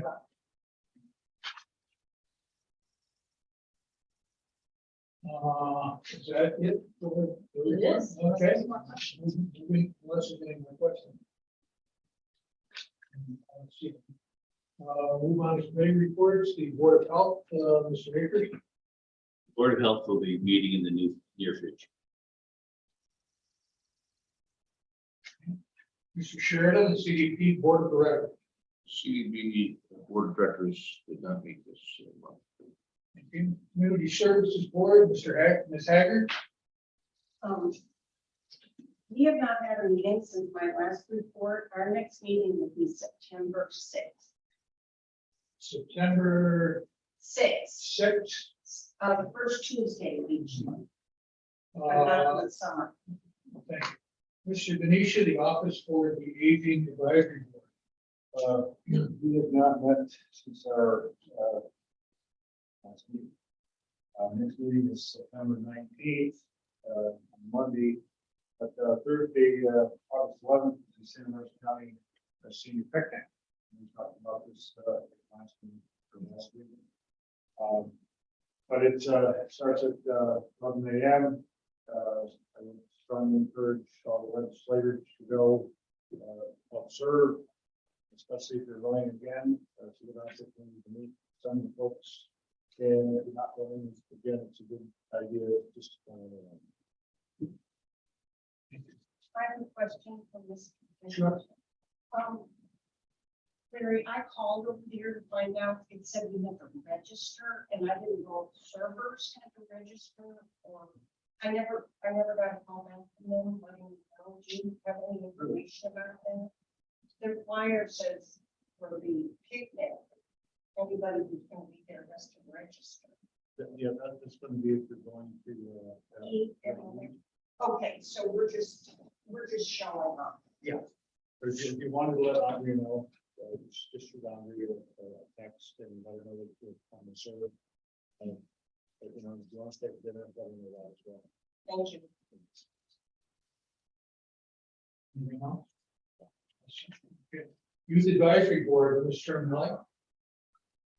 Thank you, Mr. Chairman. I have just a very short update. Our next meeting is Thursday, the 28th at 3 p.m. The 4 youth interns that we've hired, they started last Monday on July 11th.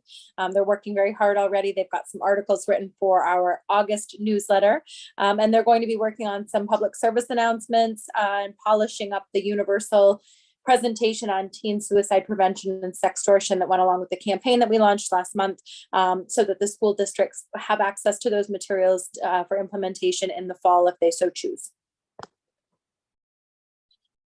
Thank you, Greg. That was good. Moving on to older new business, any old business? Seeing none, any new business? Under old business? Just a reminder, sorry, NISAC is September 19th and 21st, reminding you it's filling up. If you would be interested in going, you want to get your paperwork in order, let us know. And then the only other thing I forgot to mention under administrative report is we have sold out of trail passes. So we're both thrilled about that, but we also have a delay in getting the new passes in. So we want to share that the receipt paid in the meantime will qualify or prevent any harm coming to anyone who's traveling with travel that doesn't have a sticker with them. So as long as they carry the receipt, they're all set. Question? How many trail passes is that sold? I can get that number for you. What's that too? Well, Tony, you don't have that number on your fingertips?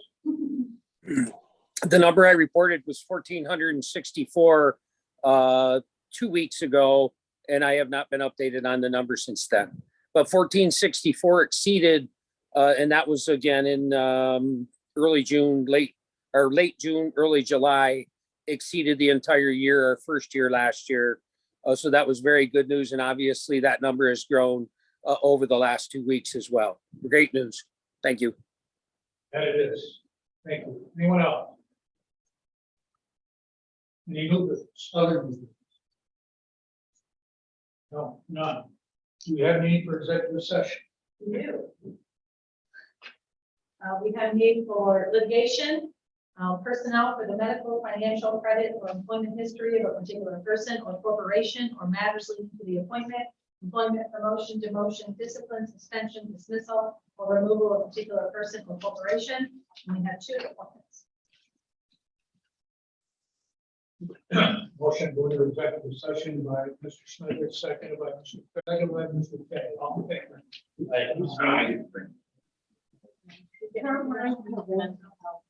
This should be policy. Do you co-sponsor this?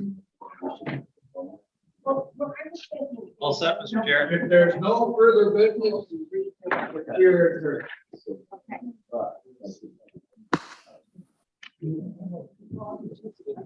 Should be good.